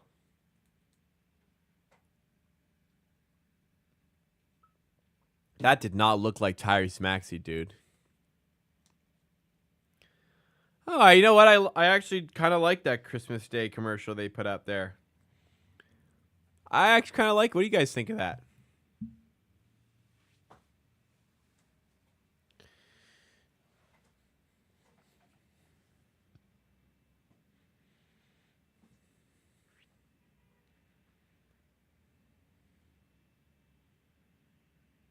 It'll give kids nightmares.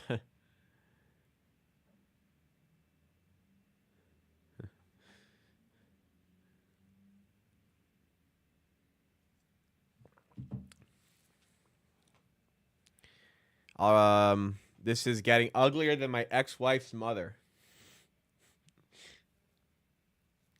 Why you gotta do her like that? Well, this one is getting a bit out of hand, but it's gonna be a fast-paced game. There's gonna be ebbs and flows. Hopefully, we start to get going a little bit here. But down by 9, already called 3 timeouts. It's not looking fantastic at the moment. You can't just get Jacoby to shoot a bunch of threes. He hasn't been very efficient doing that this season, despite his abilities. He's 0 of 1 from 3. Baji's 0 of 3. Barrett's 0 of 1. Gray Dick's only taken 1 in 5 minutes. I mean, let's start to get this guy going a little bit, no? RJ Barrett had an assist in the first play of the game. He has none since.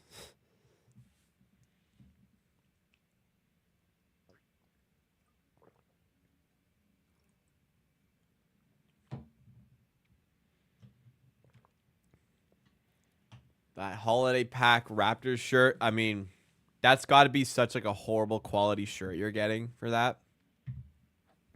To go to 3 games as well? You got to go to 3 games to get it? I don't know, man.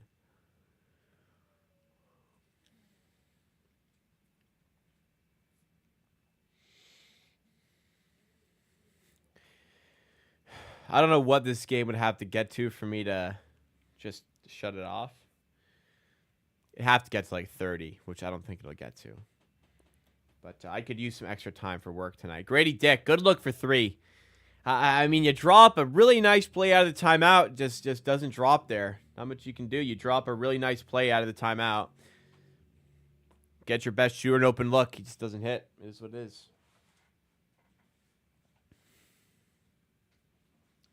I think they're calling a foul there. Confusion there as Giddey was on his way out. Mobo did not fucking push him, dude. What a fucking bullshit. Sorry. What a terrible call. Awful call. Remember last game, David Mitchell, like, was it Tyler Hero shoots? David Mitchell's like this, doesn't touch him, they call foul.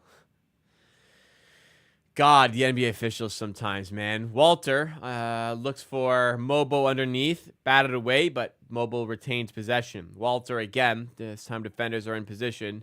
Nice pump fake and take, and the bucket. 7-point game.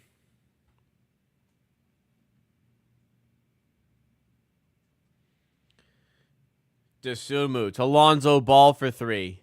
Another three-point look goes begging for Lonzo. Just hasn't been able to hit tonight. Jalen Brunson? Oh, it's Jalen Brunson. Excuse me. The play I was talking about with David Mitchell's defense. I think, yeah, you're right. You're right. All the games are a blur, man.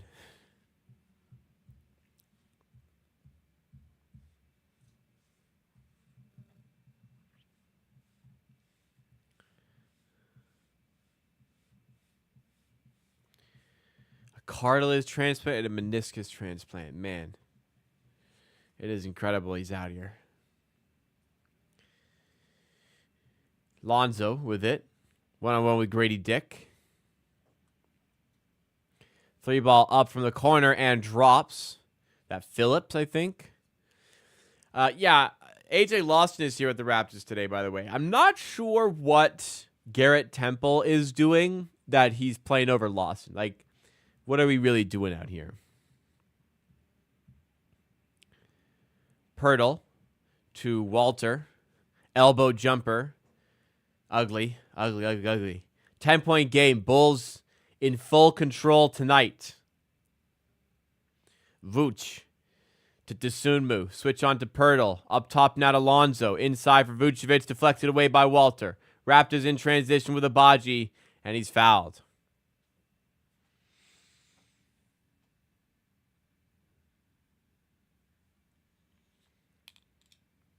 Oh, man.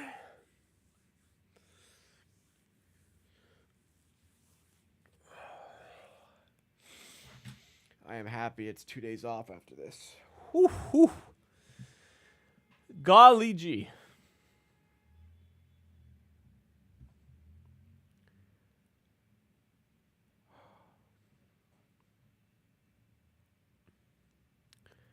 Darko has the green light to manipulate lineups to lose games, is what is happening. That's such like a, respectfully, that's such a, like a bad take. I can't believe like anytime Darko is like bad at his job as a coach, oh, he's being bad on purpose to help with the tank. No, he isn't. I promise. Like, okay, like the development angle. Okay. Why is Garrett Temple getting first quarter minutes then? I wholeheartedly disagree. 100% believe. 110% believe. The Raptors go into every game with the intent on winning it. And the coaching has the full intent on winning it.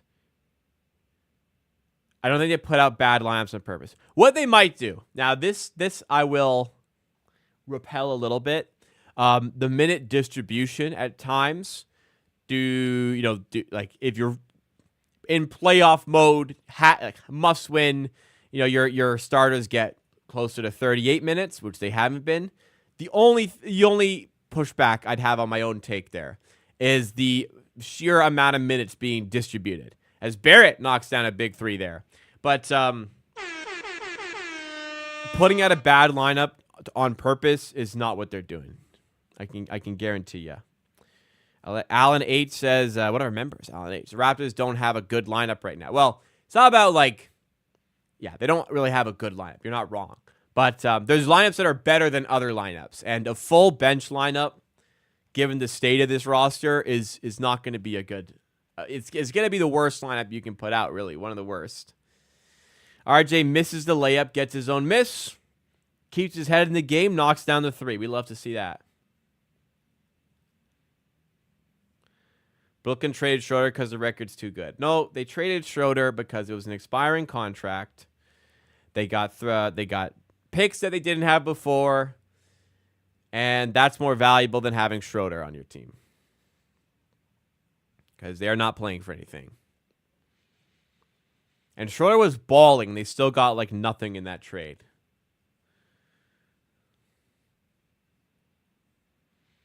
The product of trading Schroeder is, yes, your team does get worse and it does help with a tank. But the intent was to get assets for a player that was on an expiring contract. IQ made of glass. He still isn't back yet. I mean, he had a pretty serious elbow injury. It's not like all of a sudden you can heal. Like if you don't heal quicker than the average human, you're made of glass. He had a significant elbow injury. It's going to take a lot longer. I mean, thank goodness it wasn't on his shooting arm. It'd be even longer. He'd be out. He has just started using his left arm again. It's unfortunate he doesn't have superpower healing abilities. That would be nice. Grady Dick, nice offensive rebound. Raptors, despite the struggles, are hanging around. Only down 7 with 4:40 to go. And Grady Dick, what's he called for? What's been foul call against Kelly Olynyk? Something. I don't know what happened there. Do I think any team is going to sign Ben Simmons the offseason? I've asked that before. Earlier this season, I asked you guys, the chat. Most people believed he had another contract in him. I don't know, man. He sucks. Like, he's scared to shoot. I would have no desire to give Ben Simmons any money. I don't know.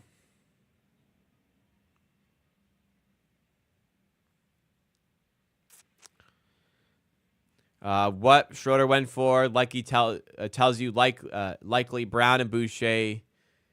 Sorry, I'm too tired to process the wording of this comment. I'll paraphrase. Based on Schroeder's value, it indicates that there is some difficulty in getting value out of Boucher and Brown. Agreed. It will be tough to trade Chris Boucher, period. As for Bruce Brown, be a bit surprising to get a first out of him. Honestly, I'd feel really good if they got a first out of him.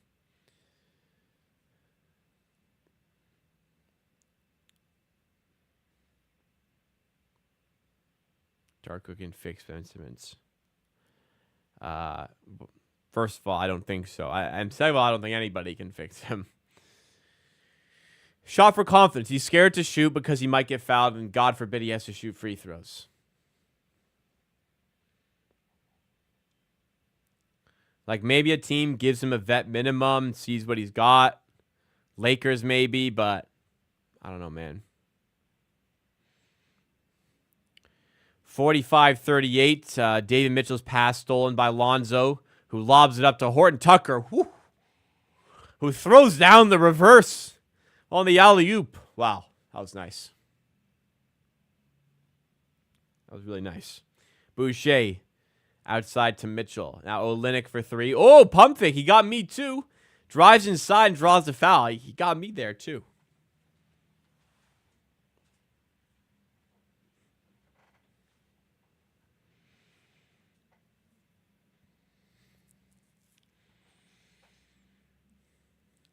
Ben Simmons can't be in a big market, gets a lot of attention, which is why Toronto may work. Boss, do you consume Toronto media? Media attention, you say? There's going to be plenty of that in Toronto. Wherever Ben Simmons go, people will be looking at him. Goes, rather. I'm just saying, what team is going to actually try to sign Ben Simmons? Which teams need help and would have the opportunity to gamble on a vet min? Maybe the Lakers. Who else would want to sign him? Ben Simmons has always claimed he's going to start shooting. Then he doesn't. My guy is scared to shoot layups. How is he ever going to shoot threes? He is scared to take layups. He is scared to take free throws. He is never going to shoot threes.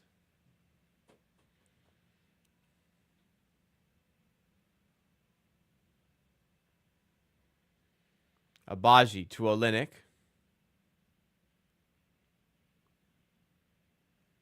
Abaji to Grady Dick. Pump fake. Sidestep three. In and out. Guys, just not falling for Grady Dick tonight. Raptors down 10. And a foul in transition.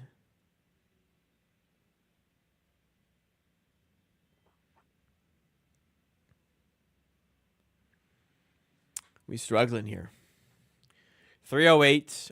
We haven't been let them pull away yet, but we haven't brought it back really either. I think we made it briefly a 4-point game, but other than that, they've been up by 8 to 10-ish for a while now. Scotty Barnes? I don't see Scotty Barnes here. Scotty Barnes on the bench? I'm not sure. Williams, long two. Go ahead, Pat. God, I don't like Patrick Williams. Terrible shot. Grady Dick spins off Giddey. Layup is good. Finally, something drops. I think that's Grady Dick's first field goal. I think that's his second field goal, actually, now. 4-3, though. Vucevic for three. He hasn't missed a lot of those this year, but misses there. 49-41. Right, if you guys are enjoying the stream, please make sure you have hit that like button. Smash the like button on the stream here. When the hell is Bruce Brown coming back? I wish I could tell you. I have no idea. Boucher tips in the Pirtle miss, and it's a 6-point game. I don't know. I've given up on trying to guess when Brown's coming back, because I would have said like 3 weeks ago. Boucher gets the block and almost loses the other side, but gets the block, and the Raptors carve another opportunity. Grady Dick for three. Again, it doesn't go. He's 0-5 from three. Just not falling for him. He's gotten good looks to go with it. Other side, tipped away. It's out of bounds. It's a Raptors basketball. All right. We've a little momentum maybe coming here. Did Brown have the option to get surgery early in the offseason? It's unclear. It's unclear. We don't know. From what I have not seen an answer out there. I don't know. Grady Dick to R.J. Barrett. I'll say about the Bruce Brown surgery. It likely was not his decision to avoid surgery. Oh, Grady Dick, nice hustle and defense. Draws the charge. Raptor ball again. And wow, Giovanni solid take actually. If he was ready to play, I'm sure the Raptors would have played him already. I kind of agree. You could make a case he's probably ready to play. They're just not rushing him because it's well, what's the point? But yeah, I'm sure if he was 100%, he'd be playing. I was upset about the timing of the surgery, though. I don't think it's a Scottie Pippen situation where he's I'm gonna enjoy my summer and then get surgery. It was probably a case of, can we avoid surgery? And then it became apparent during training camp that we could not avoid surgery, so we got it. I don't imagine it was, I'm enjoy my summer off. It's that type of thing.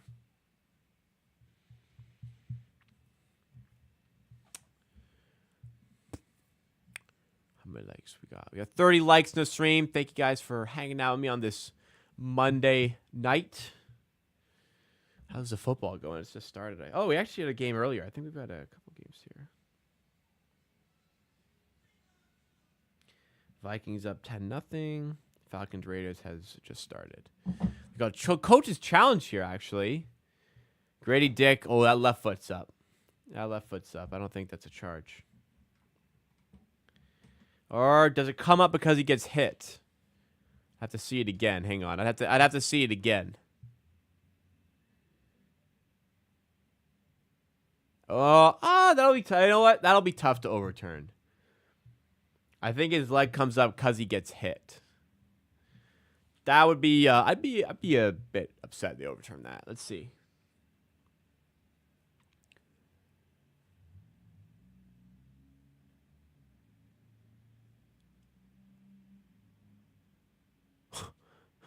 I love the like over explaining they do on these fouls.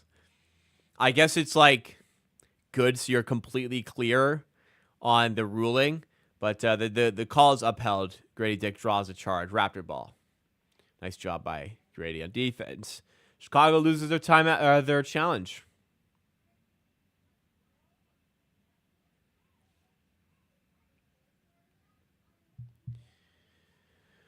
Alrighty, 49-43. This game had a lot of pace to start. It has come down mightily. Game that a total of a pre-game of 240 is going to struggle to get to 200 at this rate as Barrett lays in. 6-0 run by the Raptors. Vucevic to Dosunmu to Giddey.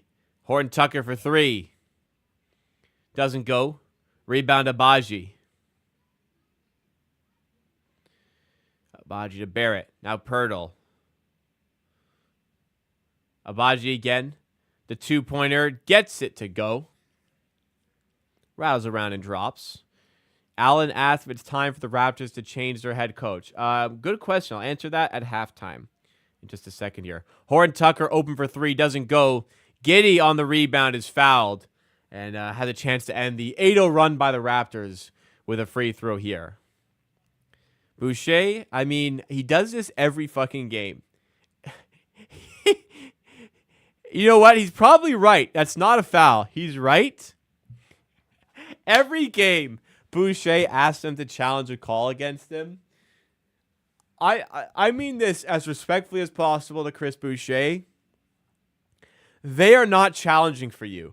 They are not challenging to keep you out of foul trouble, anything like that. At like middle of the game. Okay? I'm sorry, but like Boucher ain't getting them to Darko is not moved by Chris Boucher asking for a challenge. He would have won that challenge, granted. But it's a boy who cried wolf situation. They would have won that challenge though. And you know what? Maybe going into halftime, taking away those 2 points would have been good. Barrett with the left. Rims away. Unlucky bounce there, man. Bulls now other side. 2-for-1 opportunity. Not really, but kind of. They're not going to take it. Shot clock, game clock separated by about 7 as Dosunmu lays in. And the Raptors worked it back to 2 points. Now at 6 as we have the last possession of the half. 53-47. Can the Raptors trim the lead to 4 or less? Going into the break. Barrett taking his time. 8 on the shot clock. They start the action with a Pirtle screen. Walter back to Barrett for 3. Bang. Big shot right at the end of the half. And Dosunmu other side. Layup doesn't go. The Raptors will, all things considered, only being down by 3 at half is a pretty good situation for the Raptors. They fought hard to get into this spot. They fought through some pretty inefficient play. But they're in this game. They're right here in this game with half of it to go. So Allen asked, do I think it's time to change the head coach for the Raptors? Well, I've been pretty outspoken for over a year at this point about my distaste. Maybe not over a year, maybe about a year about my distaste for the Raptors coaching and head coach. I don't think Darko was a very good coach. However, development-wise, they've made some progress in the offseason and this season so far pretty clearly. There's individuals playing better. I don't think it solves any. The team stinks, right? The team stinks. They're going to lose games. They'd probably lose games with any coach. I think at this point, it would be pretty not counterintuitive, but it doesn't really solve anything getting rid of the coach right now. You'd be scraping to find somebody to replace him mid-season. You'd be rushing your search. That coach wouldn't have any time to prepare with this team. They've been playing competitive ball this year. They seem to really like Darko as a coach, the players. So I don't think it solves anything to fire him right now. Now, end of season, you've got a lot more time to find a replacement. That replacement has a lot more time to work with the team. I still feel like if the Raptors want to be good down the line, you're not going to be that with Darko Rajakovic as your head coach. So again, personally, Like, the team sucks, and I get that, but there's a lot of signs that he's probably not great at it being a basketball head coach. Would he be an excellent assistant? Yeah, players love him. Seems to really, he seems to get a lot of the team offensively, but from a game management standpoint, from a defensive standpoint, he's lost a lot of time. From an in-game decision-making adjustment standpoint, not even adjustment standpoint, like schemes, game plan, it's been pretty poor. I don't need to go into a rant on him. To answer the question, I don't think it solves anything to fire him mid-season, but like for a point eventually when the Raptors hopefully are good, I don't want him to be the coach. That's how I feel. Like starting the season playing like this pick and roll defense that favored taking away the guard and leaving bigs wide open, just getting hammered by bigs. Dumb. Then they adjust. They kind of play more deeper drop. They let the point guard shoot in mid-range. Like, okay, good adjustment. Nice. Really dumb that you didn't figure that out before the season started. Or like some games I see, they'll make an adjustment halfway through, and then like, oh, nice adjustment made by the Raptors coaching staff to fix this. Okay, like you should have done that pregame. That was obvious. Now you put your team in a hole because you couldn't figure out an obvious game plan strategy, and now you fix the obvious because it's like so blatantly in your face. Just kind of stuff like that. Anyways, not to rant. It doesn't solve anything to fire him right now. So let's keep it rolling is my answer. All right. Let's talk about the first half. So the Raptors played poorly. Really. I don't think they played that well. But thankfully, the Bulls aren't playing too well either. Part of that seems to be, are they knocking down shots? I mean, they haven't been super inefficient, have they? It's just been a pretty shit game, man. The total over-under pre-game was 240. They're on pace for 206 tonight. So it has not gone the way people were expecting it to go. Largely down to inefficiencies here. Like, yeah, Grady Dick's 0-5 from 3. Abaji's 0-3 from 3. 3 of 3 on 2s. Off the bench, not much coming. It's just RJ Barrett's got 19. He's 6 of 13. He's got 2 assists, 19 points. I was absolutely expecting the Bulls to collapse on him, kind of force other Raptors to score. It hasn't really gone that way. Other Raptors have had opportunities to score. Some of it has been RJ Barrett creating that, but maybe the Bulls' defense is so bad that Barrett can still get his and get in the paint. So props to Barrett for the way he's playing. He is doing what he can given the circumstances here. From a Bulls perspective, they're also going 10 deep here. Josh Giddey's 2 of 3 with 9 points. He's got 7 assists, 7 rebounds, on pace for a triple-double here. Vucevic has 11, but it's been a relatively ugly game from a statistical perspective. They're shooting 45% from the field, and they're knocking down more threes. I guess it's just possession battle going the way of the Raptors. But, I mean, they've committed. We're losing the turnover battle by 1. We're winning the offensive rebound battle by 3. So it's not like we're really adding up extra possessions here, but we've had more free throws. We've slightly won the possession battle, so that's enough for the Raptors to be down by 3 points here. I'd say rather undeservingly down by 3 points. Bulls had opportunities to pull away a couple of times tonight, and we're not able to do so. But we keep fighting. We're still standing here. Only a 25-point quarter in both quarters, but the second quarter you hold the Bulls to 20 points. Maybe they start knocking out some threes and things go a little bit different. We will have to see. Could RG go for 40? 40 be tough. It doesn't look like a double-double is even on the way either, but he could go for 30 tonight. No problem. 11 more points, no problem. All right, I haven't done one of these in a little bit. Let's do the Pirtle today. This one is gettable. Agreed. Definitely opportunity to win this game today. Let's play the Pirtle for today. I do like to start with Pascal. So you know what? I always start with Siakam. Let's watch it be Siakam. Let's start with Mikal Bridges today. Because why not? Okay, it's not Siakam. We have a younger forward from the Western Conference for today's Purdle. Above, so 6'8" or higher, forward. Not a center, just strictly forward coming out of the Western Conference. Okay, we can absolutely work with this. Number is less than 25. Player on the younger side of things as well. Okay. Let's cook. He's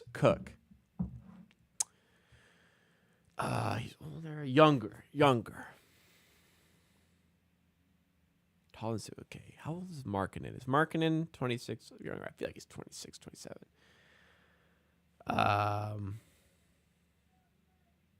What number does Victor wear?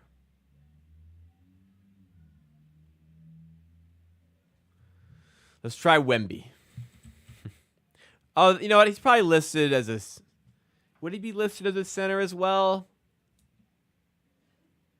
Let's try Jabari Smith. Ooh, that was a good guess. 21. Okay, we got a 21-year-old. So Jabari Smith draft class. Forward. 6'10". 6'9", 6'10" forward. 21 years old.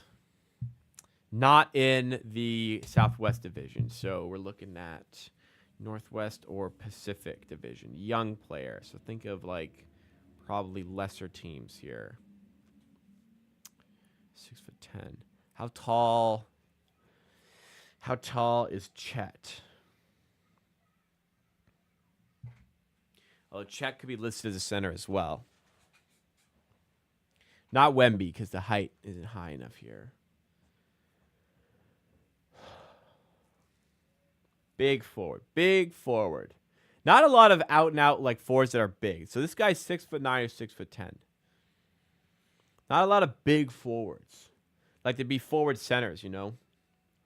But not in this circumstance.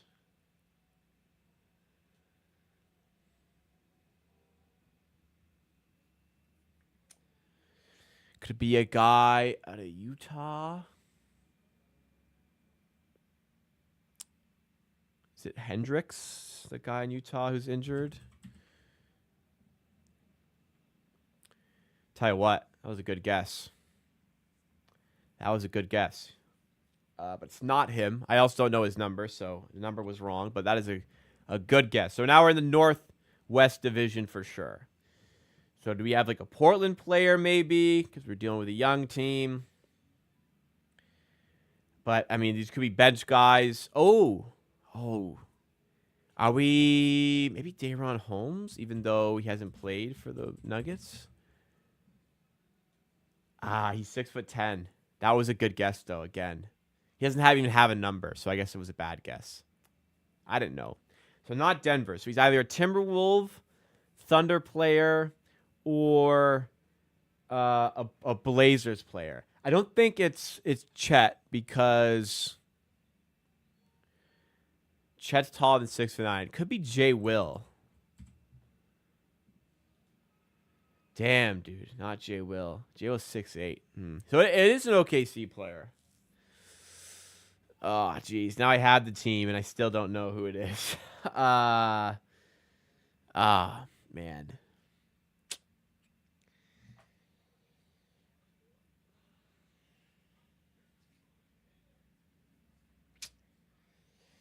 That's tough. I have the team and don't know who it is.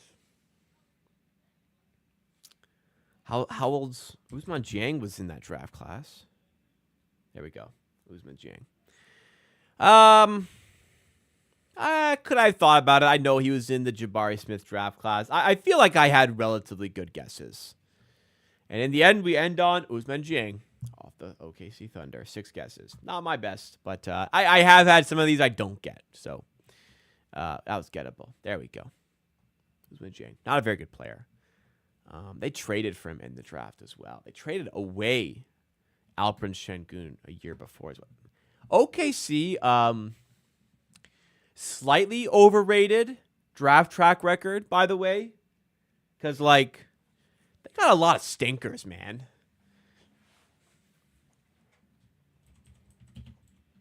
Jiang being one of them. Like, let's roll through here. Right? So, obviously, J-Dub. Great pick here, number 12. Chet Holmgren was a no-brainer at 2. J. Will, decent for 34. So, this is a good draft class. But, let's see here. They trade away the pick. Well, who'd they get instead here? The 2023 draft. They moved down in the draft to take they move up to take good pick. They got Case and Wallace in that draft. Good pick. Good pick. To be fair. Ooh. What did I do? Did I lose my tab? Sorry. Good pick. They got Case and Wallace instead of Lively, so good pick. He's not Lively, but good pick. Let's see. Josh Giddey. Bad pick at number 6. They reached for him as well. They wanted him. They reached for him. They traded away Alperen Şengün at 16th overall. Big miss. Big miss. Trey Mann. They drafted. Solid player overall, but gets moved eventually and is playing better now. Not a bad pick, but they don't have him anymore. Aaron Wiggins, you know what? Home run for 55 overall. Aaron Wiggins is a good player. They actually drafted Emmanuel Quickley. Lost him. Actually, after Brandon Clark. Lost him. I don't know if they, that wasn't their pick at the time. But Alperen Şengün, they traded that pick on draft night. They could have had him. We'll go back, a little bit more here. Campaign at 14. Not a good pick. Terrence Ferguson, not a great pick, really. A 4-year NBA player. The guys they draft and keep, not been great. Thinking about the draft assets they've had, they could have stacked their team up a whole lot more, no? That's kind of what I'm saying here. They could be even better, is what I'm saying. They just had a lot of chances to strike gold, and therefore, eventually, some guys are going to pan out. Şengün on the Thunder would be insane. That's what I'm saying. And they had him and decided nah. And then later they traded into the draft to get a different year. They traded in to get Usman fucking Jiang. Big misses from the boys.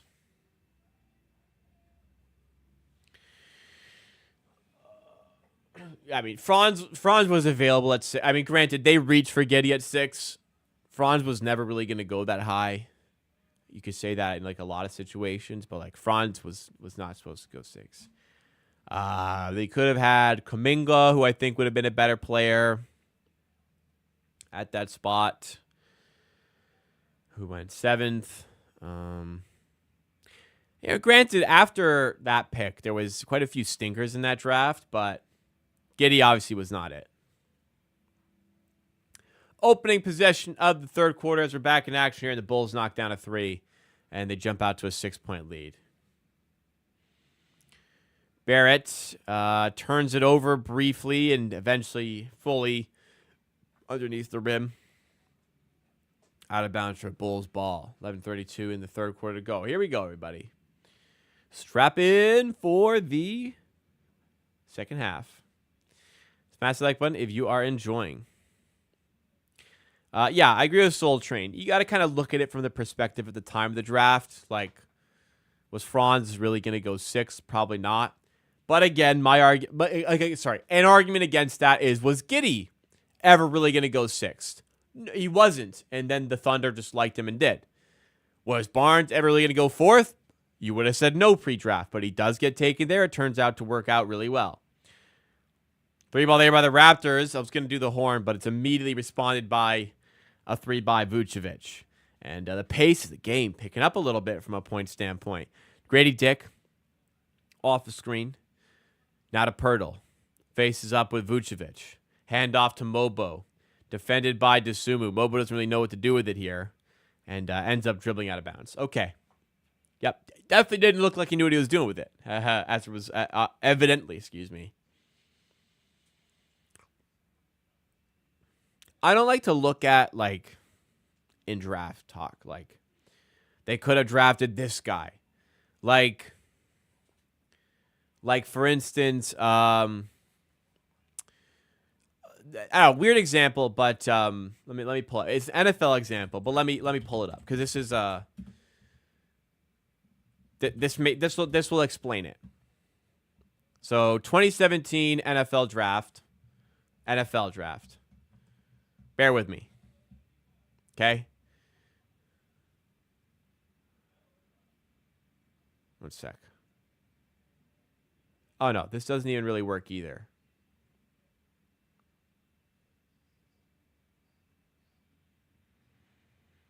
Okay, well, let's say from this perspective, Mitch Trubisky goes second overall to the Chicago Bears, right? The debate between the top two quarterbacks in the draft were actually really between Deshaun Watson, who goes 12th, and Mitch Trubisky. Now, Deshaun's fallen off a cliff, however, was really good for a while. So, when they draft Mitch Trubisky, they're taking him essentially over Deshaun Watson. NFL's a bit weirder because it's very positional, very fit driven. As you can see, Patrick Mahomes goes 10th overall. But you can't really look at this and say, well, they drafted Mitch Trubisky over Patrick Mahomes. Obviously, like you look at that, they took a quarterback when possibly the best quarterback of all time went 10th. But there was never really a discussion to suggest they were actually going to take Mahomes. So you can't really look at that and say, well, they took him over Mahomes. It's like let's find the Giannis draft. 2014 NBA draft. Or was it 2015? 2015, I think. Oh, no, 2013. Sorry, 2013 NBA draft. Yeah, Giannis goes 15th. Like, you don't look at the first overall pick, Anthony Bennett, and say, how the fuck they take Bennett over Giannis? Giannis was never going to go this high in the draft. Now, maybe this is a bad example again because the draft is just horrible. But, like, you're never drafting Giannis top 3 in this draft over like Victor Oladipo or Otto Porter Jr. Funny in hindsight, comparing him to those guys, but you're not giving Washington shit for taking Porter when they could have taken Giannis because like they were never going to take Giannis there. So anyways, that's the point. When I'm evaluating like draft picks, I don't look at, okay, like, oh, anybody could have taken Jokic in the first round and didn't. That was a mistake. No. You can't really look at it through that lens. Will IQ solve our three-point shooting problems? Depends on your definition of solve. Is it no longer a problem when IQ comes back? I don't think so. It's still probably a problem. Does he help? Absolutely.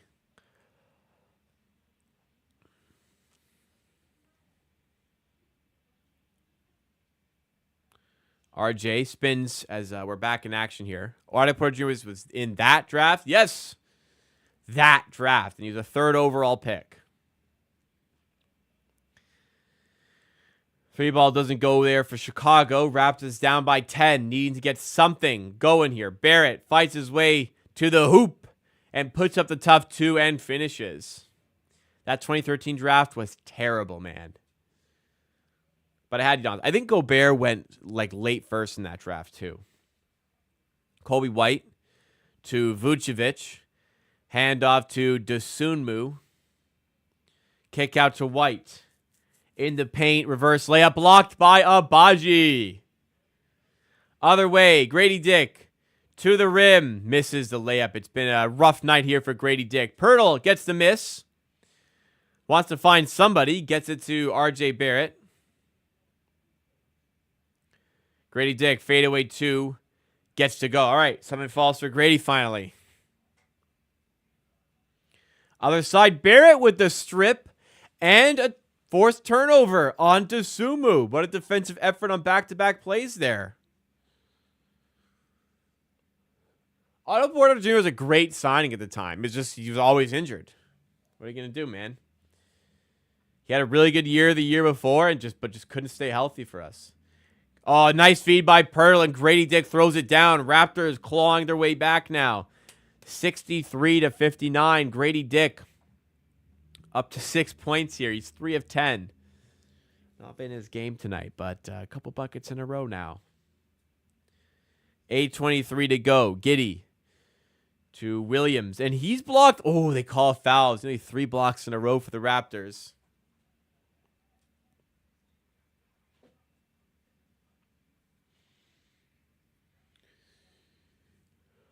I'm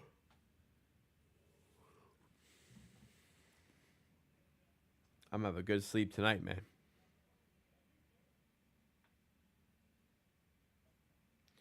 Getting hungry too. I need a smoothie after this.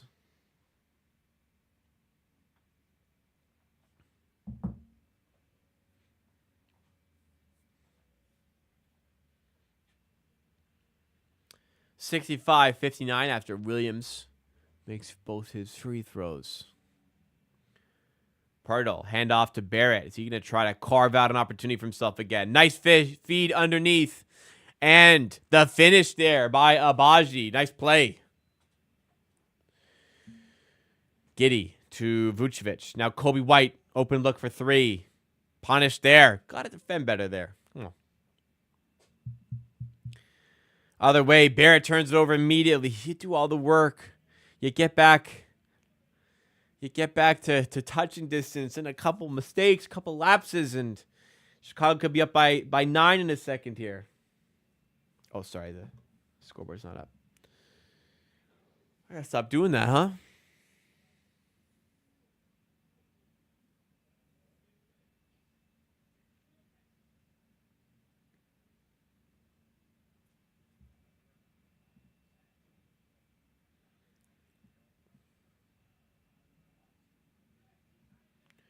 $12 points for Abaji. Not bad.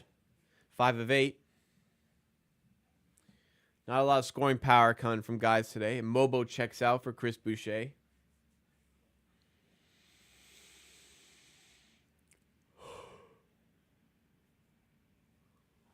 Oh, my God. Where's Jameson? Is Jameson Battle? Actually, I think he's injured. Let's see. Where's Jameson Battle tonight? Kind of feels like you could use him, but I think he's injured. He missed the 9:05 game yesterday. Grady Dick for 2. Maybe Grady Dick is starting to heat up a little bit. 6-point game. Vucevic straightaway 3. No good. Rebound Boucher. Hand off to Barrett. Can we continue to fight back? We've just been in this range of like 4 to 10 points. Feels like for 2 quarters of action now. We've just been there.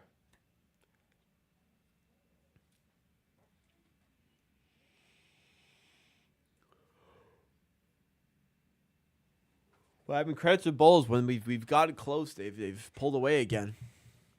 Barrett looking to inbound to somebody. Gets it up top to Pirtle. Somebody's got to take it off him. Or do they? Pirtle to the rack. Oh, nearly gets the N1, but nice Pirtle drive on the dribble. That was a funny play. He'll side out of bounds. What?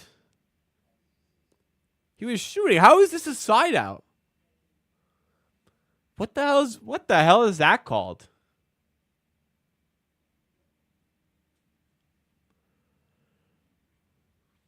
Barrett to Pirtle under the rim. He got blocked there by Patrick Williams. Other way, Kobe White lays it in. And an 8-point lead restored for Chicago. Other side, Pirtle lobs to Boucher. Blocked by Williams again. Giddey with it. And airmails it. Out of bounds for a Raptor ball. And technical? I think somebody just picked up a technical. I saw very aggressive by the female official there. I'm not sure what her name is. I think she called a technical on somebody. Oh, the technical on a Raptors player. Excuse me. Might have been on Boucher. Yeah, Boucher complaining about that Patrick Williams block, I would assume. And Kobe White misses the free throw. So they called it in transition there, but let the play out so that the Bulls wouldn't be disadvantaged by the foul, which they should be how every foul is officiated in NBA. Why that only applies to technicals is baffling to me. It's a good rule, but apply it everywhere, not just there. If it's better to not have called the foul, then don't fucking call it, you know? Grady Dick for 2, doesn't go. Gregory, what's going on? Just got here. It's good to see the boys are in the game. Yeah.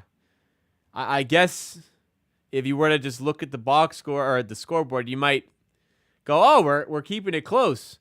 And it's not been a good game, though. It's been very poor basketball.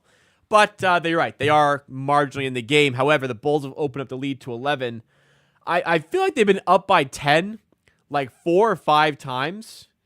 But I think this is the first time they've been up by more than 10.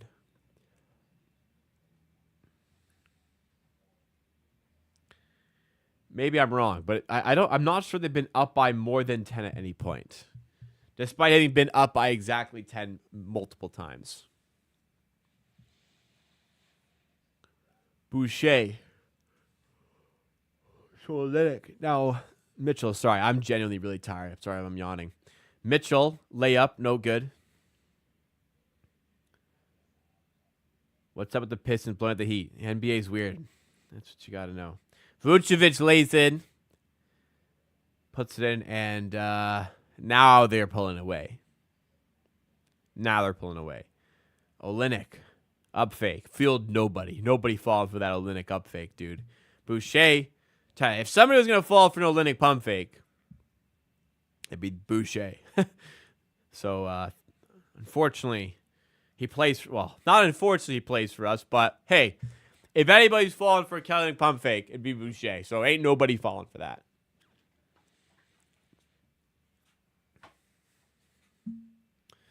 Free throws for Boucher coming up.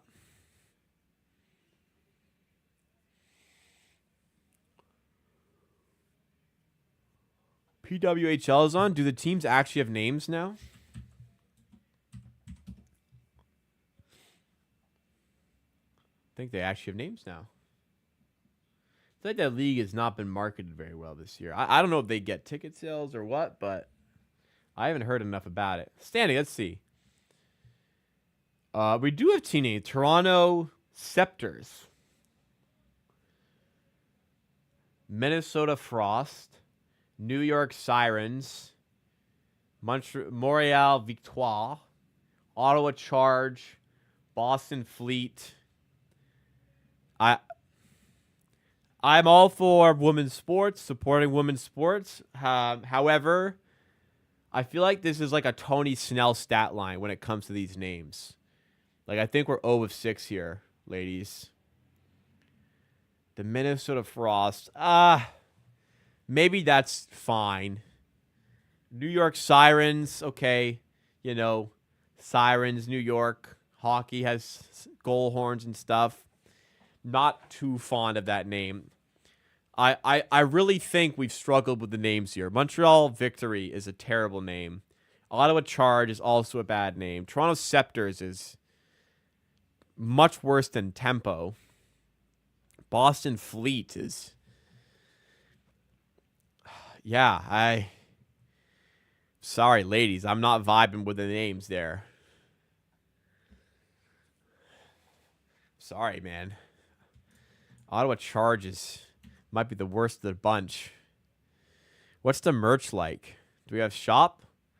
Let's see if the merch hits, though. Does the merch hit? Well, I'll tell you what doesn't hit. This low pixel fucking photo they use for their website. Wow, I'm not vibing with the brown. No. Okay, tell you what.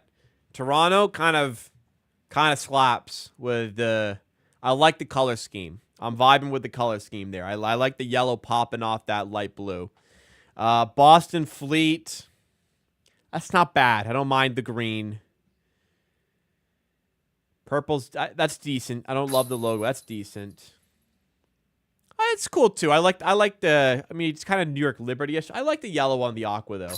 All right, we got some members rolling through here. What do we got here? We got wow, 5 gifted memberships by Gregory. Thank you so much once again to Gregory. Once again, my God, this month Gregory has been unbelievable with support to the channel. A really good time for me. Thank you so much for doing that, Gregory. I really appreciate it. The timing of this is fantastic. I mean, at any time it'd be great, but especially at this time, this is fantastic support for myself. So I really appreciate that. Thank you. Thank you. Thank you.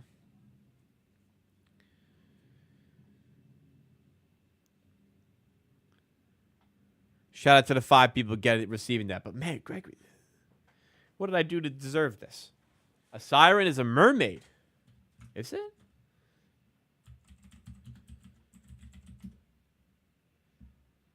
Well, don't love that. Mermaids and sirens are both mystical creatures. Oh, I thought it was like police sirens.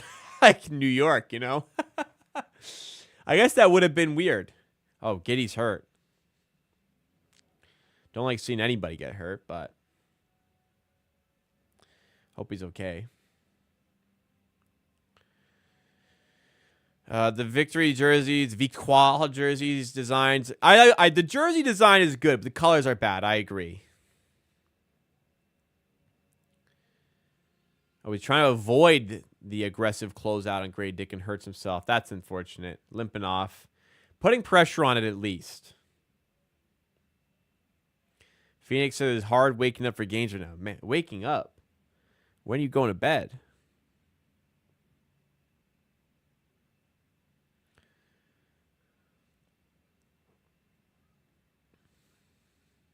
Coach's challenge. What are we looking at here? Are they going to look at this as a tech? Because he closed out underneath? Oh, you're in Dubai, a vacation. If I'm on vacation, I'm probably not putting myself through a double-digit potential loss to the Chicago Bulls. But hey, I rate the support. Thank you so much for tuning in here.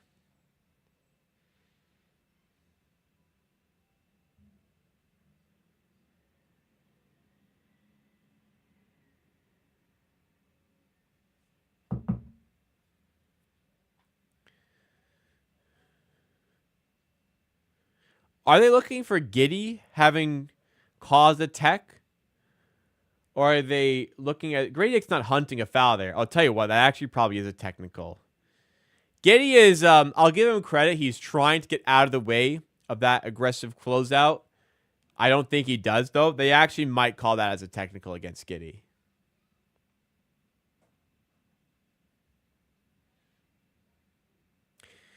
But yeah, anyways, PWHL...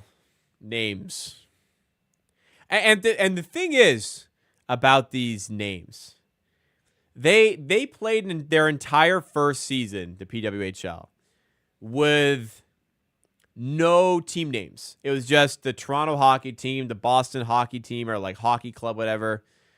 They had a whole extra year to work on these team names.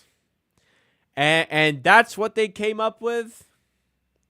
Like, it's not like this is nothing related to it being like, you know, women's sports. I don't care. Like, if this could be a men's league, I'd be like, these are terrible names. These are terrible names.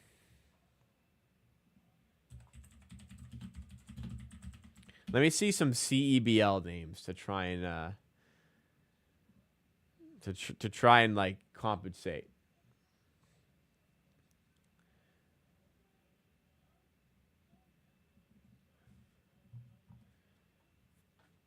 Let me see. River Lions. That's not horrible. Shooting Stars.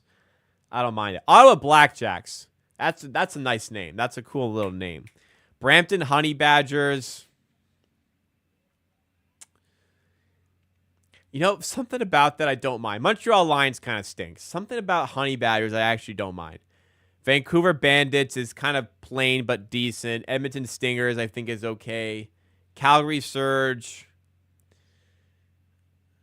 Okay. Not great. Winnipeg Sea Bears. That's a cool logo. Tell ya, the logo, the big polar bear, I like that. I think that's cool. And then there was the Saskatchewan Rattlers. Okay. I feel like these names aren't as bad. Maybe I'm being biased by accident.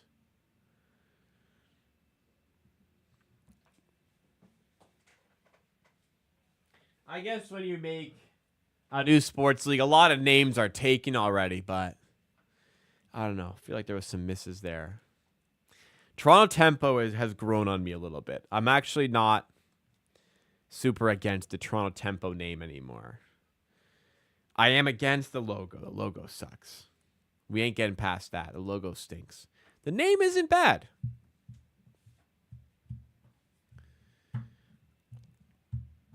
It did seem a little desperate to have some different names, but I don't know. It felt too forced with the PWHL. Like the CBL, I don't know. I felt like some of it kind of worked. The Surge isn't a good name. That's not a great name.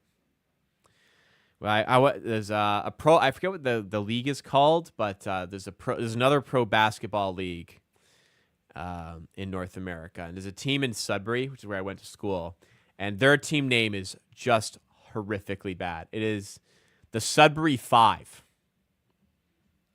The Sudbury Five, number 5. Just a terrible name. The Five? The fucking 5? Terrible team name. Yeah. Of all the things you could choose, 5 is your mascot. Well, their mascot's actually a rock monster, which is also really bad because Sudbury is known for the nickel mines and mining. So I'll show you. They came up with the Sudbury 5 rock monster as the mascot. And it is terrible looking as well. This is the mascot. A fucking rock monster. Like, what are we doing? This is their logo. A literal number 5. What are we doing, man? A rock monster? That's what we came up with? And like I know the people who were like part of the creation of this team. Like smart guys involved, smart people involved. I don't know how they got to that. That's cool. Fucking rock monster. Listen, maybe it's just not for me.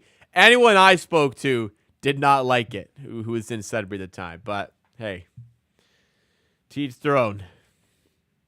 Middle school's team name was the Crusaders. I don't love Crusaders. My middle school was the Energy. Horrible team name. Horrible. Energy. Energy. What the fuck kind of mascot is Energy? Energy. My high school is Tigers, which is like basic, but it works. My university was the Voyageurs. That's not great either. You know what? That's unique. It's got some charm. The V's. I like. I didn't mind that. But Energy. Fucking Energy. What was my elementary school? I forget what my elementary school had some dumb shit as well.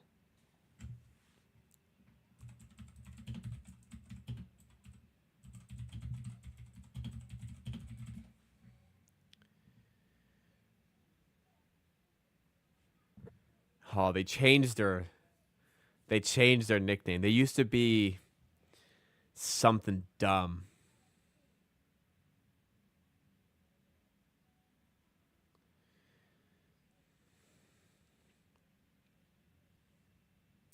Not sure. Anyways, the Sentinels. I don't mind that. That's a cool name. The Adams. You know, there's a good charm about the nickname Adams. If you get like a cool, a logo with an atom on it, that can be a cool logo. That for some reason I could kind of vibe with. The Blade Runners. That feels like you're doing too much. Oh, for a hockey team, the Blade Runners is a good name. Okay. Yeah, Blade Runners I like. That's good. That's good. Let me know your school mascot's name, and let me see if I like it or not. Yeah, energy is 0 out of 10. Tigers is like a nice, like, comfy 6 to 7 out of 10. Voyageurs is 7 out of 10. I like that. Sabres. Sabres is fine. 6 to 7 out of 10. You know, Ottawa, University of Ottawa is the GGs. That's a bad name. Bad fucking name. What are some other OUA ones? Ryerson Rams, high quality name. Oh, they're not Ryerson anymore. Are they still the Rams? Rams is a good name. It was good because it was an alliteration, kind of at first. But they changed the name to Toronto Met. I don't know what their mascot is anymore. Maybe it is still the Rams. I don't know.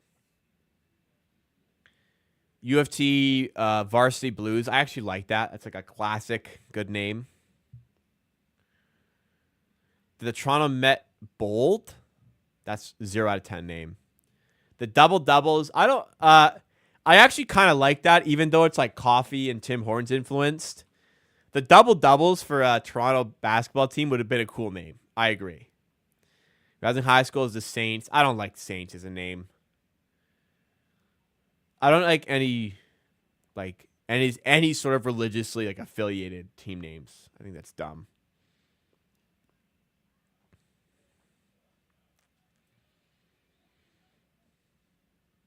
Kayla Gray's update. Out with a right ankle. No, it's just a right ankle. You're better than this, Kayla.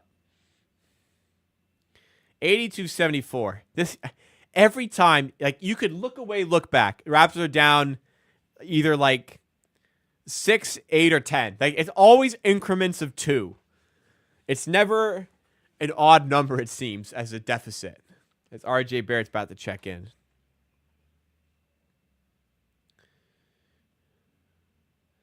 Trying to think. Why do I feel like my public school was also energy? I feel like I remember if it was. I don't think we had a nickname. Buzelis underneath. Lays it past Olynyk. Nice move there. A chance to comeback games? Well, obviously. Only a 10-point game. 14 and a half minutes to go. Loads of basketball. Olynyk for 3. Rims out.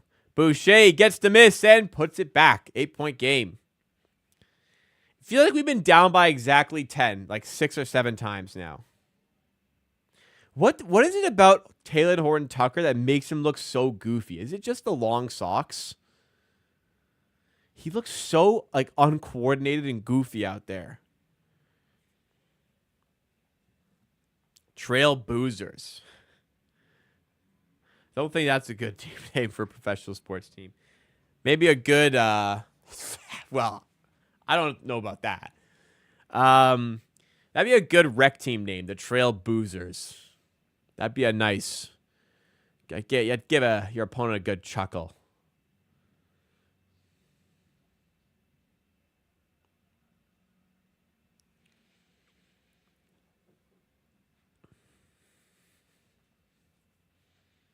Kobe White at the line restores that 10-point advance to another exactly 10-point lead. They've been up by like 11 once, but been 10 so many times. Barrett was about to be 12. Lose it in transition. Does assume, well, now it's 12. Now it's 12. That might be their largest lead. Actually, no, they were up by 13, I think. Anyways, another turnover. Is it unraveling for the Raptors now? 88-76. Kobe White. There's a ref timeout. Oh, there's water on the floor. Nice. I don't want anybody to get hurt here. Chandler Tucker looked at your player, looked at him. Looks like me. I don't know. He just looks weird with the long socks. The way he moves. I don't know. I'm not trying to be a hater.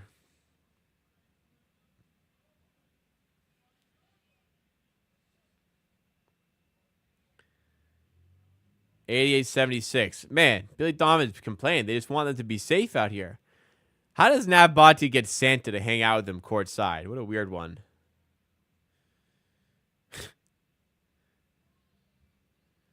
What the hell's going on?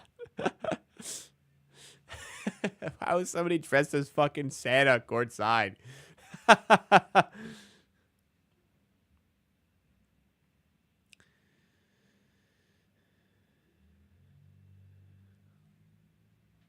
Crowd's going nuts about something. I don't know what. 88-76. Oh, they're showing celebrities that are courtside. Or at the game.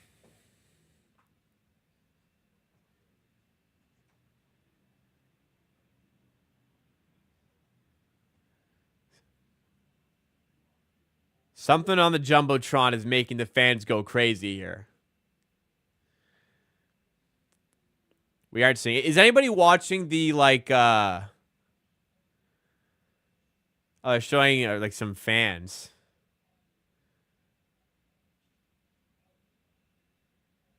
Oh, they keep showing the same fan over and over. Okay, now I get it. Props to the TSN team for playing along with this one.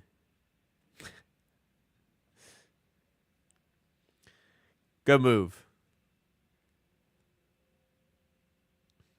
I was going to say, if you're watching on, like, Streamers or something, you'd have, like, the Jumbotron broadcast, and maybe you'd see what's going on. But now we know. They're still mopping up this mess here. Let's speed it up, guys.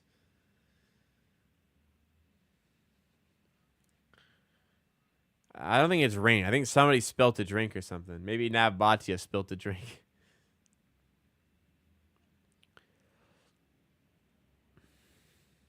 Big stoppage here. Let's get this shit back in action, man. If you guys are enjoying the stream, though, make sure you have hit that like button, support the content, support the stream. And if you're new to the channel, subscribe because I'm live for virtually every Raptors game. I've missed 5, I think, games now. I think I've missed 5 games. It will be 6 on Boxing Day because I will not be home. I'll be with family for that stretch of days. But I'm doing a lot of the games, man. At least 70 this season is the goal. Subscribe to the channel to keep up to date with that, plus all the videos. Bazelis for 3. That would have really opened things up. Smith denied underneath the rim, but if a late foul call, and he's going to head to the free throw line. Nothing will beat the time the Raptors had a fire in one of the speakers, and they had to evacuate the arena. Yeah, I thankfully wasn't streaming for that game. I was at a bar watching the game, and I saw that. I was like, wow, this is weird. Maybe Navbatia got us a little break, get our heads right here. It's not working at the moment. Jalen Smith at the line. First free throw is good.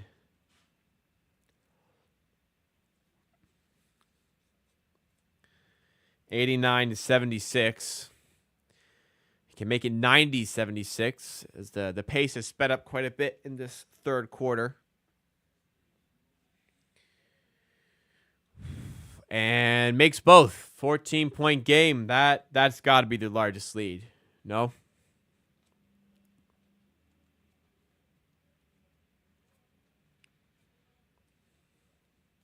Pull a Jason Kidd. Boucher lays it in and one.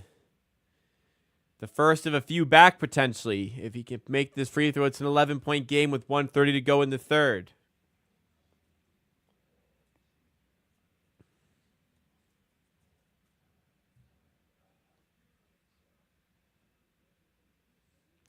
Not sure that was a foul. But, hey, let's move. Ball don't lie. Misses it. 12-point game still.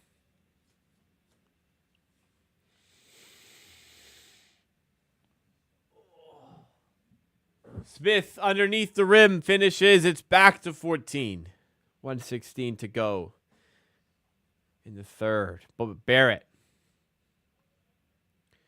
Off the glass end. Puts it in. RJ's big night continued. But somebody needs help, man. Or somebody needs to help him. Help him. Horton Tucker. Out to Smith for 3. Jalen Smith. 7 points in quick succession for a big man. And here we go.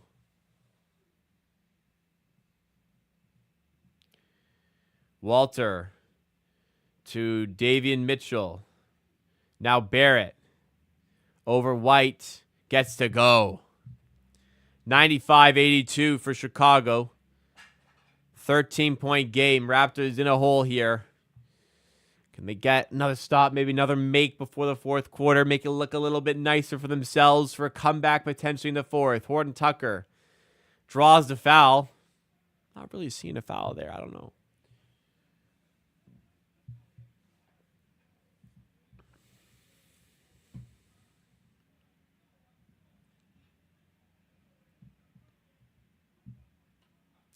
Man, Pirtle had 6 points early. Has nothing since. Weird game for him.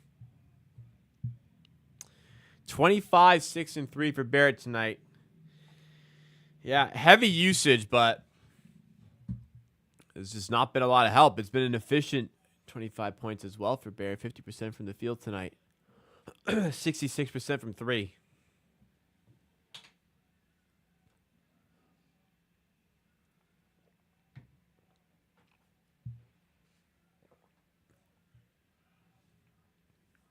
Horton Tucker misses both free throws there. Could be big for the Raptors. Shot clock, game clock separated by 1.5 seconds. 12 on the shot clock. Barrett taking his time, sizing up the opportunity. Screen comes from Walter. Switch on to Lonzo. Screen comes from Mobo. Switch on to Buzelis. Nice pass inside. Mobo lays it in and one. 2.6 seconds to go. Well-measured possession there by Barrett. Takes his time, sizes it up. Good pass to Mobo. Good finish through contact. Chance to make it a 10-point game right at the end of the quarter. Ooh. Mobo's free throws, no good. Lonzo full court heave, doesn't go. That will end the third quarter. Raptors down by 11 in a hole.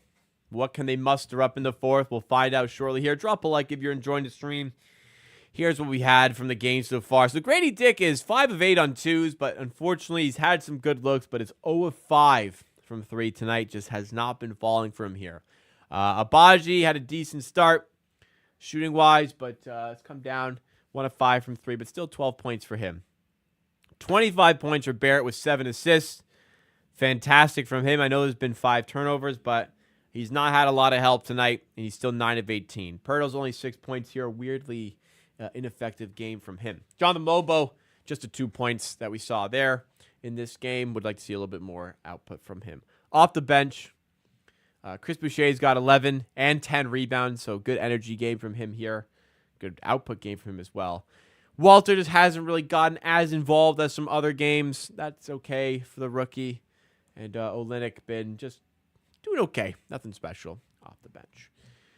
Just not a lot of just good, like great performance. Like just okay performances all around the board here. You're going to have a tough time only making 4 threes through 3 quarters if you're the Raptors. And you're going to have an even tougher time when they've made 9 more threes than you. I mean, you're just going to lose the math at a certain point, even when you both have similar efficiency, which they've had a bit more. Yeah, they're just making more of the threes here. Possession battle is in our favor, but just haven't been able to do. We've actually possession battle is pretty much even. It's just they're more efficient. They've made more threes. That is the separation for this one.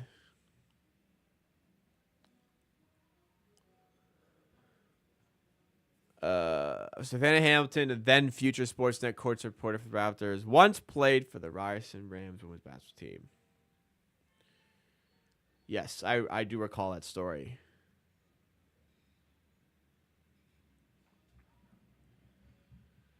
And now working for the Raptors. What a great story.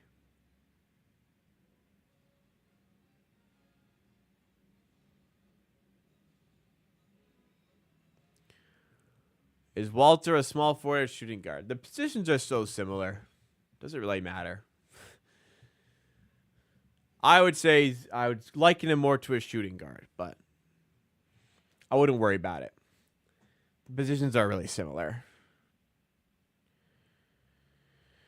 Like Grady Dick, he plays both. RJ Barrett can do both. Scotty Barnes kind of, he's more of a small forward, but Grady Dick can do both.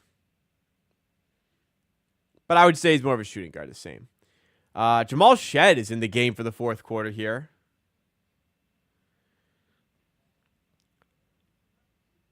It's Shed with Barrett, Mobo, Walter, and who did I not say? Mobo? Boucher, sorry. Boucher, who was called for the foul underneath the rim. And one for Chicago.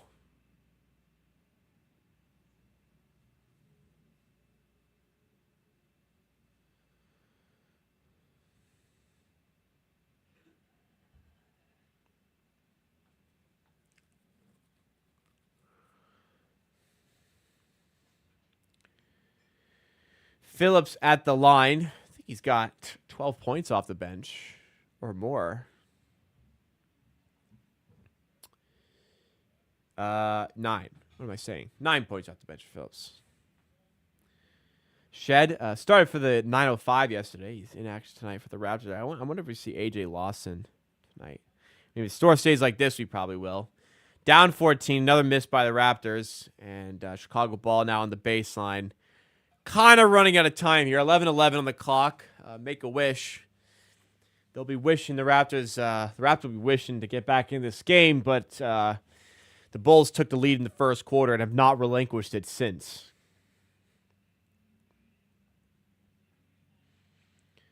(98-84). You know, sometimes these lineups. I mean, we don't have a lot of shooters, but like, damn, dude. Who the hell is going to space for this lineup? Like, RJ Barrett's going to be the ball handler, and he's the best three-point shooter on the floor right now. I guess Walt's going to do it, but, like, what is this lineup, man? Pirtle comes in for Boucher. Pirtle, Mobo, Shed, Walter, Barrett. It's just... It's not a floor spacing lineup. That's for certain.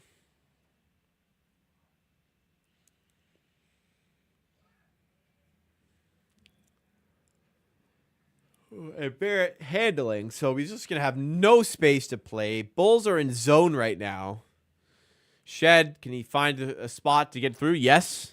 Gets to the high post, nails the floater.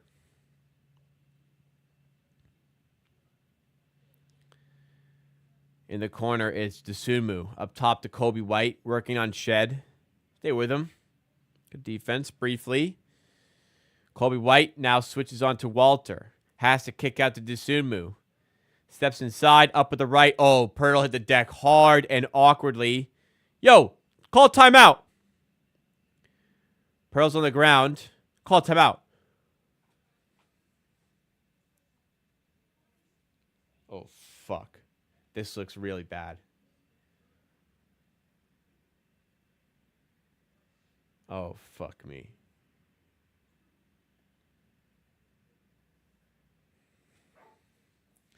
This does not look good. Is it his knees holding? Okay, so he's putting pressure on the ground a little bit there, which is... I saw the replay. Wow. Did he slip?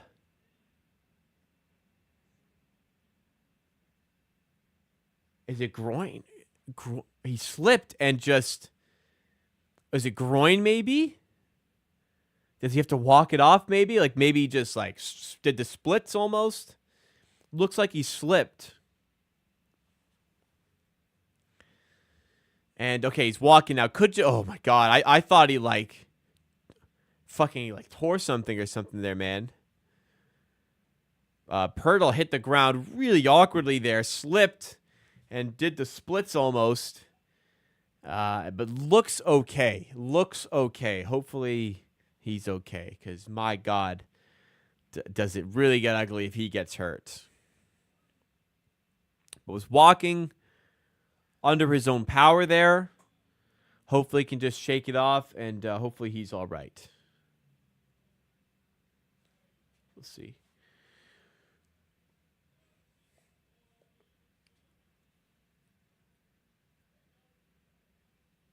Ooh, excuse me.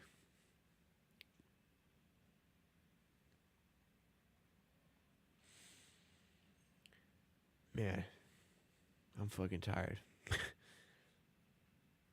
Tired and hungry.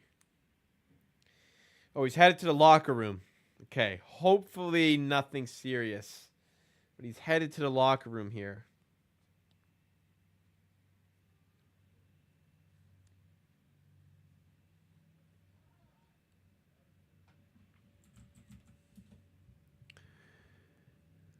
But he was walking in his own power. It could have been a lot worse, I think.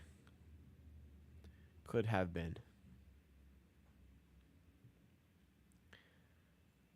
Hope he's all right.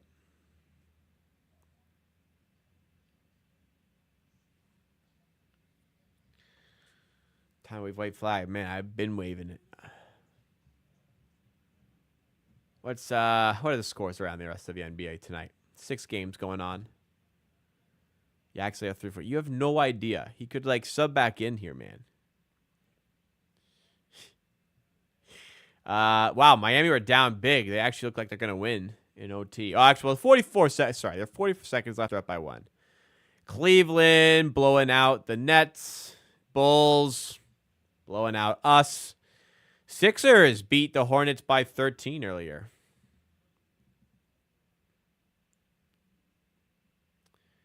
Who would be replacing Pirtle? Yeah, Bruno Fernando. So, not great. Pirtle in the locker room. We shall see if he is able to return at some point. RJ to the rim. Lays it in. 14-point game. Maxey and Paul, 30 points each. Wow. 30 plus each. Paul George is ass, so that's pretty impressive.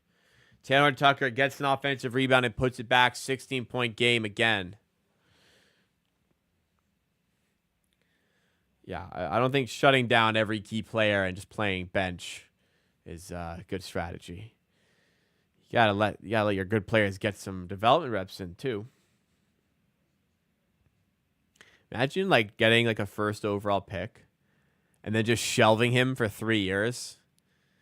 So like just so you could stay bad and get better picks to pair with him later.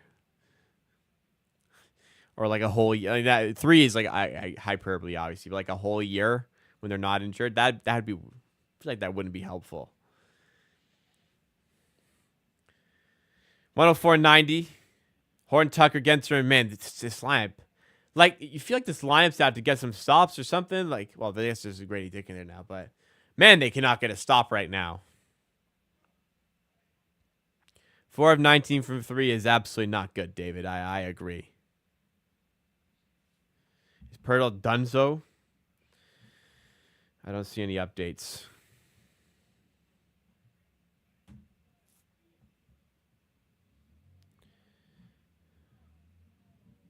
No word on Pirtle as of yet. We'll wait for Kayla Gray to confirm. Tell you, that looked really nasty. That looked awkward.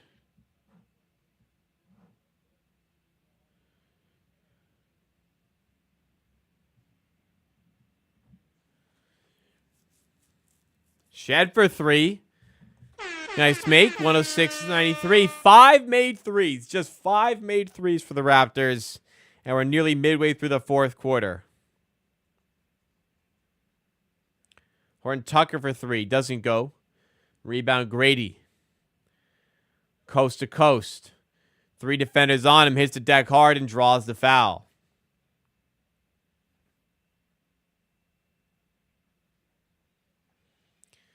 Grady, I think, heading to the line here.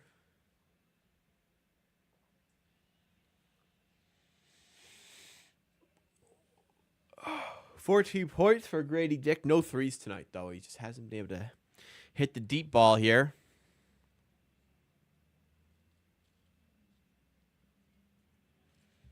First free throw, no good.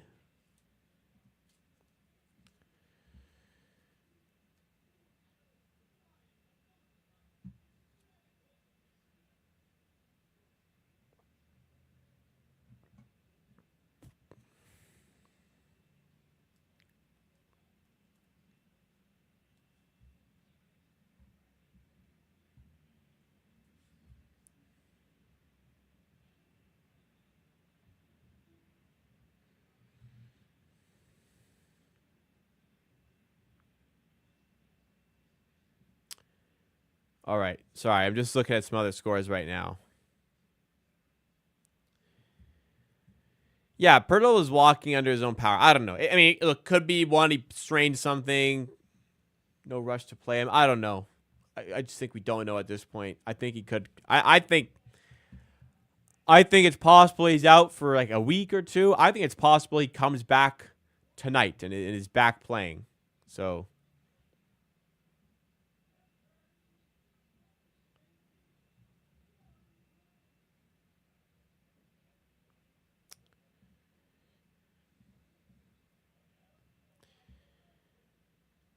Bulls take a lot of threes. Well, yeah, they're good at it.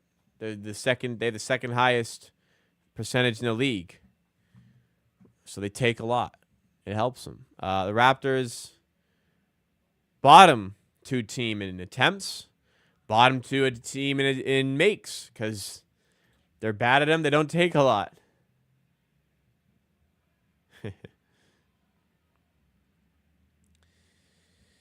we gotta shore up that at some point. The shooting at some point.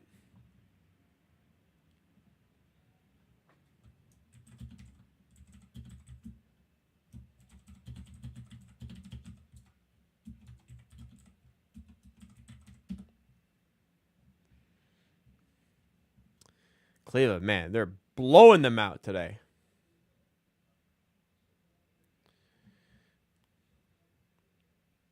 Looks like, Detroit's up 1. I don't know what's going on in that game. Detroit is up 1 with a second to go against the Heat.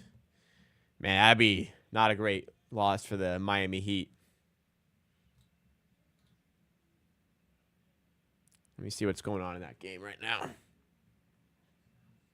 Got quite a few subscribers that have come in during this stream, so I appreciate anybody who's new to the channel who's subscribed. You are legends. Oh, Detroit won. Shout out Detroit. Big game.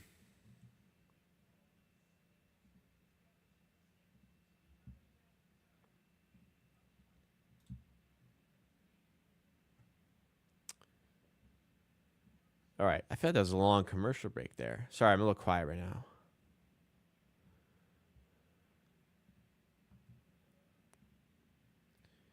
All right. Back in the game here. Yeah, it's true. For tank God, it does help if Detroit wins. It's a good point. Yeah, weirdly, not a lot of Abaji for a while. I also kind of noticed that. Horton Tucker. Ooh, that's a travel. That's a travel. No? Phillips lays it misses layup at the end. Ball don't fucking lie. Horton Tucker traveled, I think. 12-point game. Grady Dick to the rack. And if you can't hit the threes, get to the rim. Perhaps some good things will happen. Olenek should be the guy over Fernando or need athleticism, you think? So, athleticism, you think? I think you need rim protection if Pirtle's out. I mean, when Pirtle didn't start against Miami, they started Fernando, right? Yeah, you just need the defense. Not that Fernando's fantastic, but he's better than Olenek. You just need that. You just need that anchor on defense. This really our worst start since '98. Wow, that's upsetting. It's '98. This is the worst start they've had in my lifetime.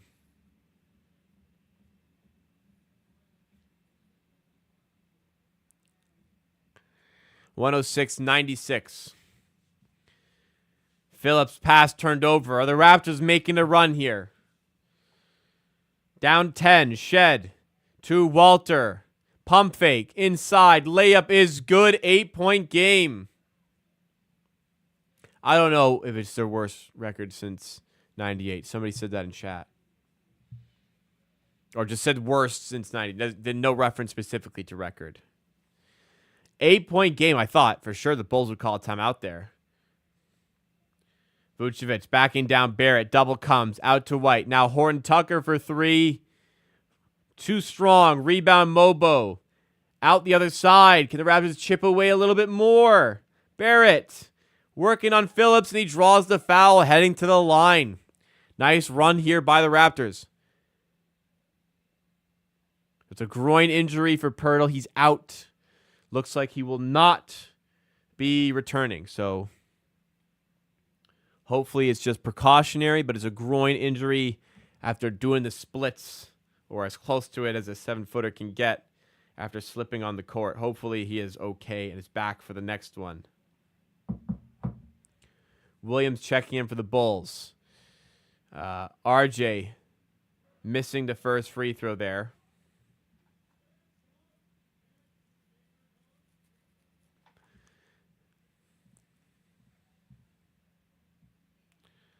Second free throw for Barrett is good. So it's a 7-point game.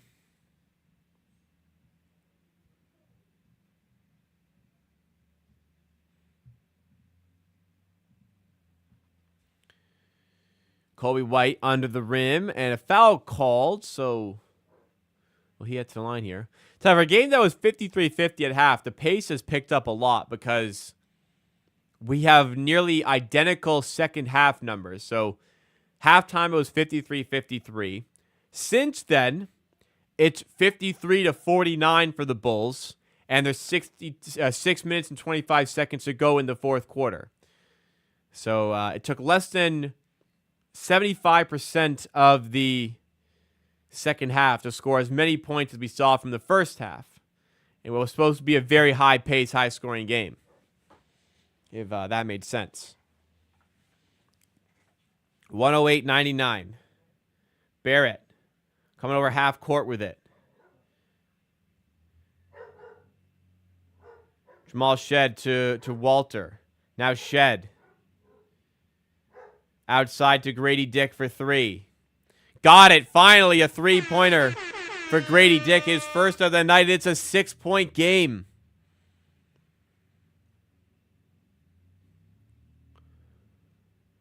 (108-102). Williams to Dosunmu. Back to Williams. I thought that's the one he fucking hits. Because I was about to say, go ahead, Pat. That's the one he hits. Barrett, transition three. Ooh. He must have been feeling that. It doesn't go. Would have ignited the Scotiabank Arena crowd. Not sure that was the best shot in hindsight for RJ Barrett. Building momentum and just yanks a three. I don't know.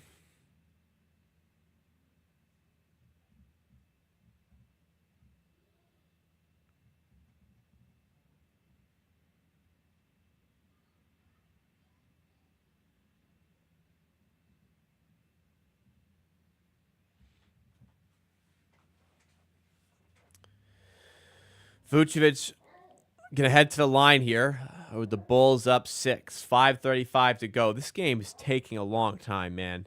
This is going to be a long game here.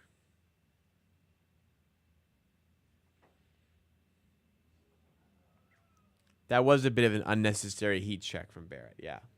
Like, what is he checking? Ain't no heat to be checking.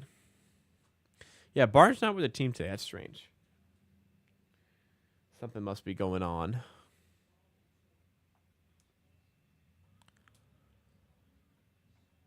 This could be OT. Please, fuck no. Please, I have so much work to do after this. Please do not make me watch more of this basketball game. Like just like lay it in your. If it's going to OT, put it in your own fucking basket. Say end this godforsaken basketball game. Like. It's been better second half, granted, but I mean, it hasn't been a fantastic game. Down by 10, though, 5 minutes to go. Still work to do here. RJ Barrett with it.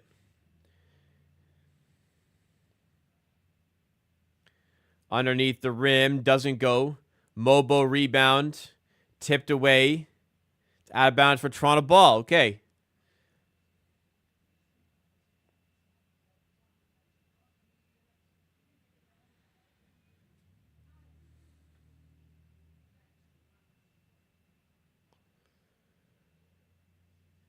(112-102), 4:46 to go. And Grady Dick steps out of bounds. Missed the three anyways. Whoa. I gotta eat something, man. I'm hungry. Hello, buddy. You gonna come say hi? Come say hi. it raining? My God, you're wet.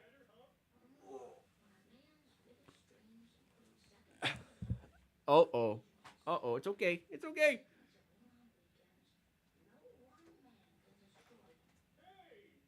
Say hello.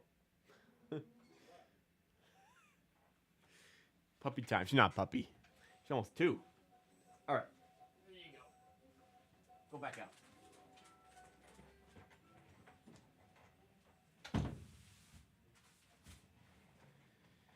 She's, how many months? God damn, she's like 20 months. She's 20 months in a few days. Whew. She's getting old. Almost 2 years old. Still a 10-point game that remains after Abaji misses his first free throw. I don't know why he's at the line, how he ended up at the line, because I was holding my dog.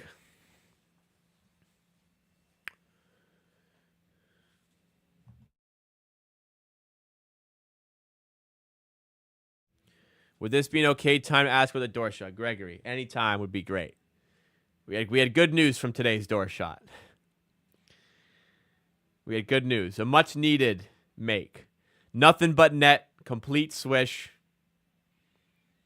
I had it today.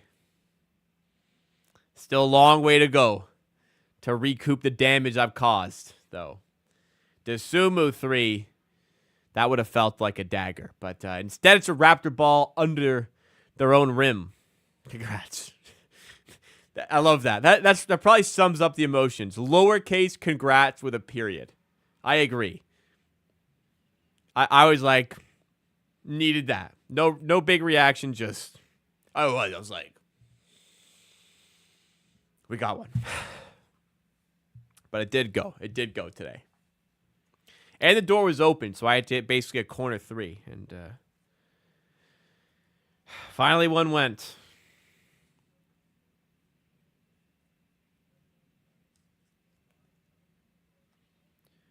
So Patrick Williams called for foul, and that's before the inbound. So that'll be free throwing the ball, I think, for the Raptors.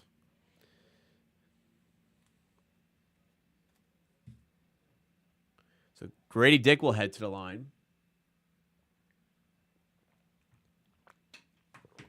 Chance to add on a point here. And they do. 8-point game. No overs. Come back. Win this. Come back and win. Don't pussy shit fucking overtime. Oh, nice pass underneath to Abaji. It's a 6-point game. Timeout Chicago. 8-7. Yeah.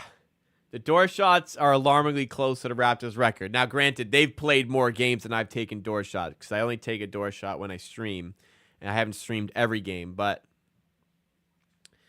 it is true. I would like to have more makes than Raptors wins this year. Well, 6-point game where we stayed within touching distance long enough that the Raptors were able to put together a run and get themselves in the game. As it winds down, they're here. They can do this. No OT though. I got like 4 hours of my job to do when this is done. I seriously do not want to stall that anymore.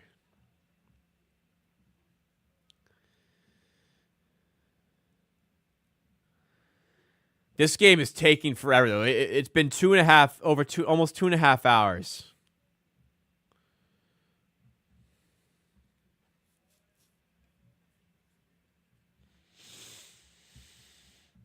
Hopefully Pearl's all right. That's what I feel.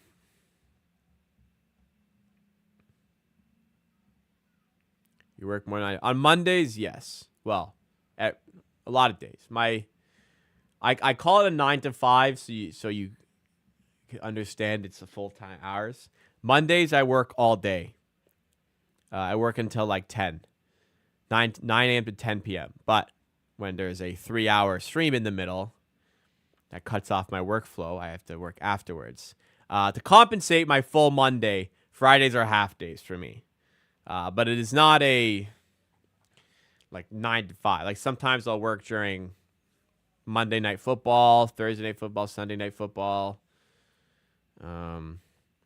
It varies, but it's a full-time job is my point. Grady Dick for 3. Oh!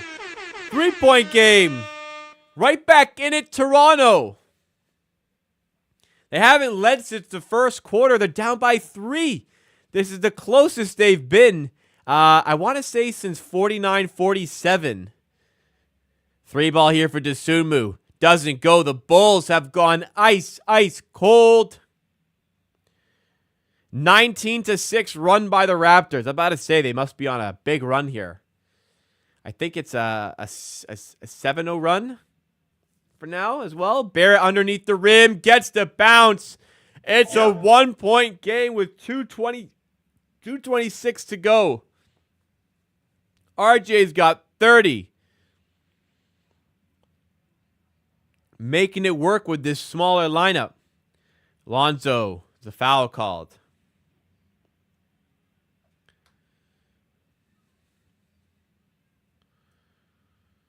Nice job by the Raptors to recoup there.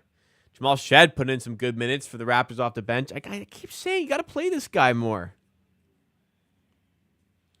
RJ Barrett doing the business. Yeah, these guys aren't taking, man. Look at the reactions here. These guys aren't taking. They want to win this basketball game.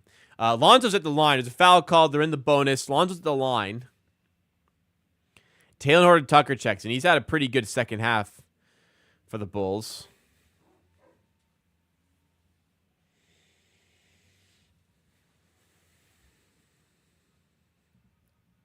Lonzo makes both free throws. So 3-point game. Do the Raptors have enough left in the tank? Shed staying in the game. It's rare for Darko to play like the hot hand, like the good performing player, rather than just switching to his normal rotation. It is a rare in-game adjustment as Barrett's fouled. He's going to head to the line. Mobo put it in for good measure, but that will not count. RJ heading to the line. So typically, like Davion Mitchell closes these games, but Shed's played well in the fourth, so he's just keeping him in. But again, it's atypical of Darko to deviate away from his pregame plan for minutes. Maybe Pirtle going out just scrapped the plan and allowed him to make a decision, but it's not common for Darko to go in this direction. But I will give him credit for doing so today. Another 30-point game for Barrett, his 8th of the season. The most 30-point game he's ever gotten in the NBA in an NBA season is 11. So he's going to crush that this season as long as he's somewhat healthy. And White, coast to coast, says, to work so hard to claw back and to give up a bucket like that stings a little bit. Barrett over half court. 1:45 to go now. 3-point game. Barrett to Mobo. Mobo to Grady. Good defense by the Bulls. Not much for the Raptors to go with. Barrett's going to have to come up with something. Can he do it again? At the rim, blocked by Dosunmu. The tip goes in the hand of Dosunmu, and here come the Bulls the other way. Chance for them to kind of ice it here. Nearly ice it. 3-point game. Another good competitive fight back by the Raptors. Is it all in vain once again? Horton-Tucker to Ball. Hoists up a 3. And he makes one. First time tonight, Lonzo Ball connects a 3. He's 1 of 7. That's his first. Jamal Shed on the other side responds. It's another 3-ball by the Raptors. Oh, it's Grady Dick, sorry. I flashed away a second, but I heard the commentator say Shed. It's Grady Dick. Igniting his game in the fourth. Kobe White turn on Jay. The Raptors have it down 1 possession. Somebody hit a 3. I don't know who it was. Somebody hit a 3. Maybe it was Shed. RJ underneath the rim. Ball bounces away. Chance for Chicago. Shot clock, game clock separated by 12. Raptors down by 3.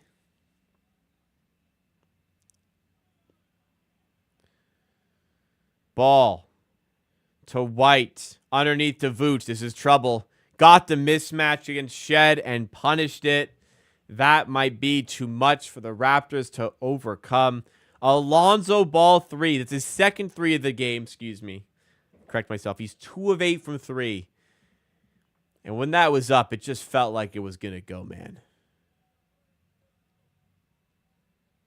Didn't it?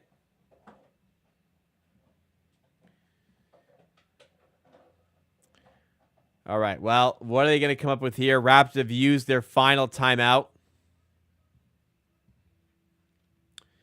Need a bucket. Quick bucket out of this timeout. Let's see what they come up with.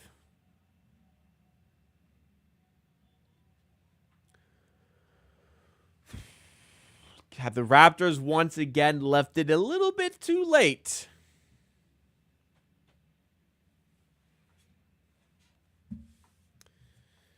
So got to get a stop and then either get a steal, foul. But let's get a quick bucket here.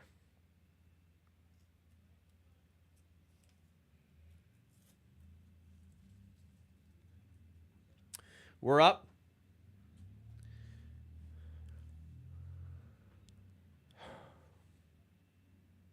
$10:05. Man, this game's lasting forever, dude.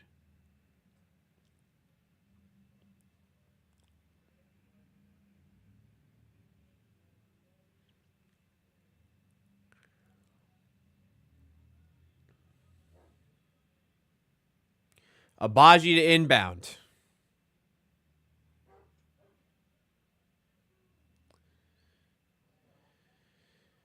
He's going to get it. Who's he going to get it to? What the hell are we trying to do? Gets it to Grady Dick. Dosunmu defending. Grady's going to have to hoist one up for 3. This doesn't go. Shed on the rebound. Gets the layup. All right, you got your bucket. 6 seconds. Got a foul. 4 seconds now, and it'll be Horton Tucker heading to the line. He has missed both of a set of free throws already today, but he only has to make one to ultimately seal Toronto's fate in this one.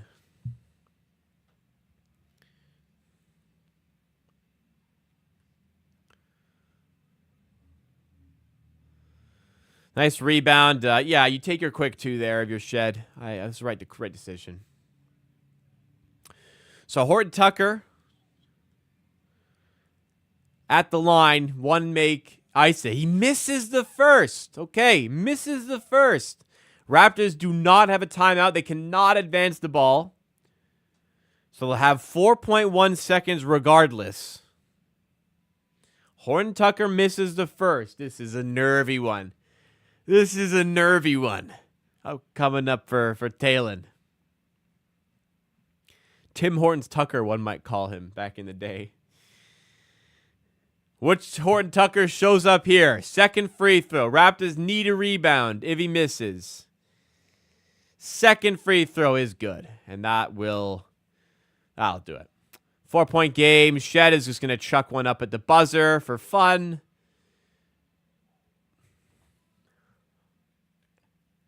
And it drops. Oh my god. Oh my god. I'm laughing like a maniac because oh my god. I had the Raptors plus 1.5 and that just covered. It just fucking covered. Wow. Did I think that bet was dead and buried? The Raptors fucking cover at the buzzer. Didn't matter to the game, but if you had Bulls minus 1.5, like listen, I mean you could have gotten the -1 later in the day, but if you had Bulls, well actually no, they closed at -1.5. If you had Bulls -1.5, you are fucking screaming right now. Oh man.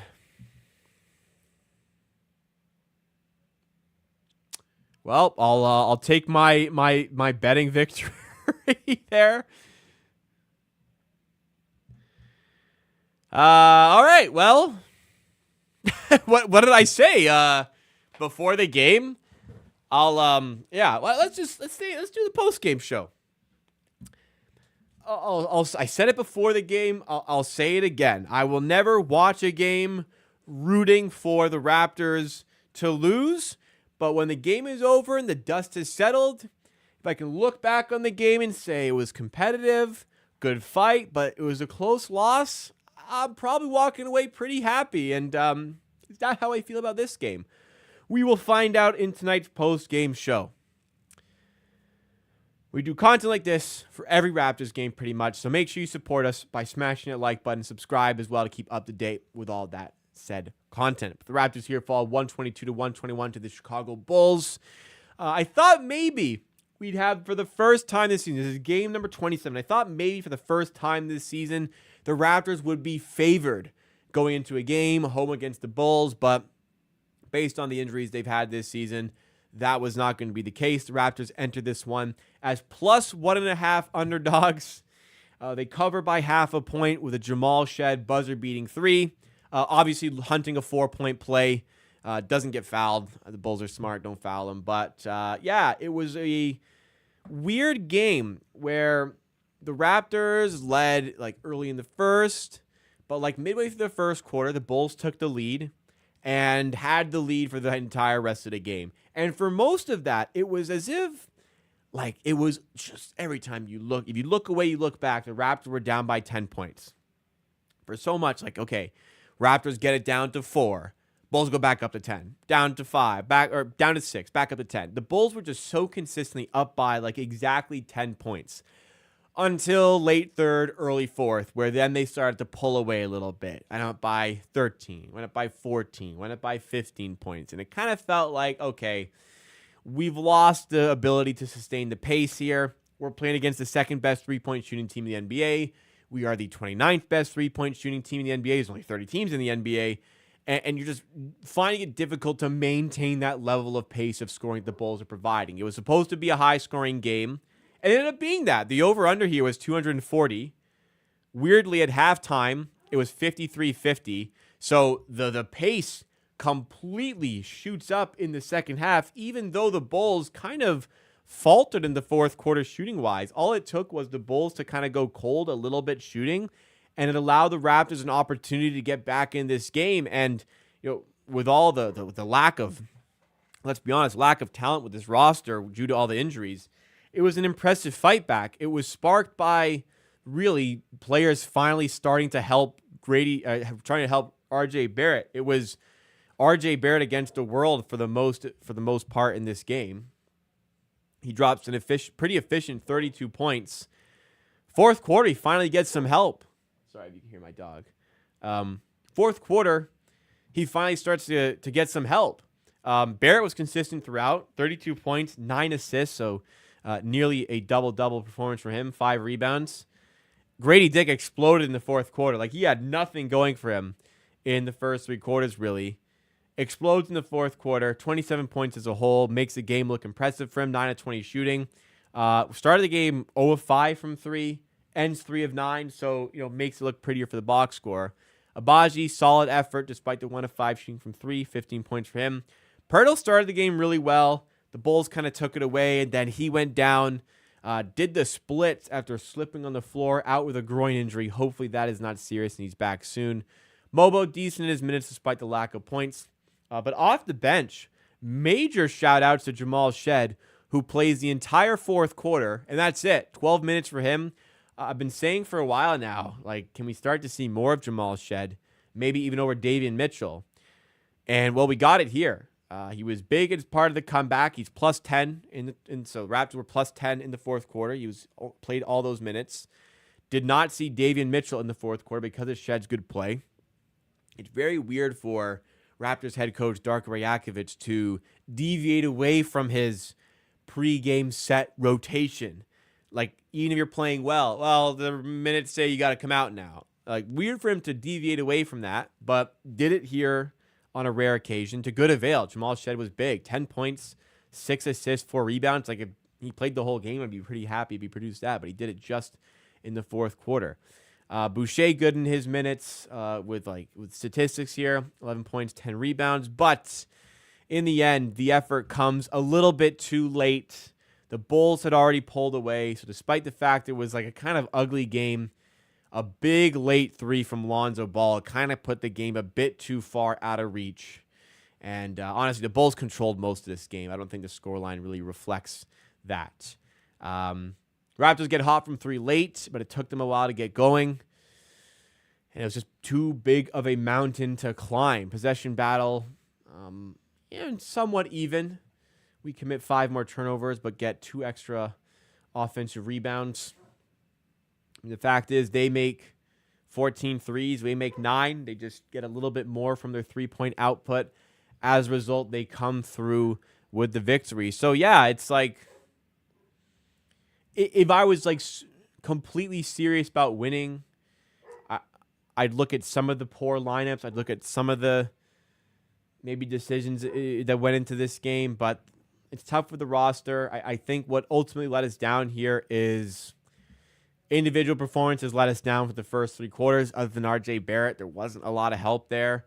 Had some other guys stepped up a little bit in those minutes. The game maybe goes differently, but hey, you lose by 1. You have a good fight back. You'll probably take some good moral victories, as much that's overused from this. And despite the 7-20 record, you'll keep moving. You'll keep moving. I think at this point, like, who knows how long Jakob Pearl's going to be out at this point. Tanking is on the horizon at some point, so does a result like this really hurt you?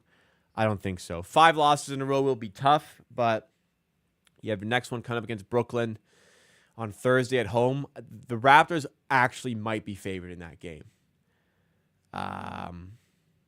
They might be favored because the Bulls played Brooklyn a week ago and were 6.5-point favorites. The Raptors might be favored against the Nets, who also just traded away Dennis Schroeder. We'll see. Then it's tough. Houston is a tough game at home. Then you're away at New York, away at Memphis, away at Atlanta, who are putting things together. Or you're home, at Atlanta, but they're putting things together. Then you're away at Boston. Then you're back home against Brooklyn again. Another game you might be favored. Then it's Orlando, Milwaukee, New York, Cleveland. Like, this is a hellish schedule here. I mean, let's see. 1, 2, 3, 4, 5, 6, 7, 8, 9, 10, 11, 12. These next 12 games, how many wins? Like, maybe let's say you beat Brooklyn twice. Maybe you sneak out a win elsewhere. Like, realistically, they're probably winning 3 of the next 12. Puts them at a 10-32 record. Yeah, at that point, you're near the end of December. Or you're into like almost mid-January there. At that point, yeah, some serious conversations got to settle in. So, I don't know. Maybe I'm going a bit too far. Quickly might come back next week. Bruce Brown might be back next week. Barnes might be back next week, and the team looks better. But I think the inevitable is on this season, tanking will come into play at some point, and results like this are probably exactly what you should be looking for as a Raptors fan after the fact. While it's happening, look, I'm never going to root for a loss as it's happening. After the game, I'll look at this and say, maybe that was the best outcome, though. But what do you think? Give me your thoughts and opinions in the comments if you're watching the post-game show after the fact. But regardless, if you enjoyed the stream, make sure you do send us a like, drop a comment, your thoughts on the game, and subscribe to the channel for more Raptors content just like this wherever you're watching. We'll see you again next time for some more of it. All right, guys. Appreciate y'all. I can't believe Raptors covered. That's awesome. That'll do it, guys. I had fun today. I was really tired of the stream. I felt like shit at the start of the stream, but definitely woke me up by going through the content, by doing the show here. So thank you guys for that. You always do the best at reviving me. I've got a lot of work to do, so I'm signing off. We'll have next 2 weeks. Gonna be tough to get videos out, but streams. The only stream I should be missing is Boxing Day. So regardless, make sure you subscribe so you don't miss out on the content. Drop a like if you enjoyed this. We'll see you again next time.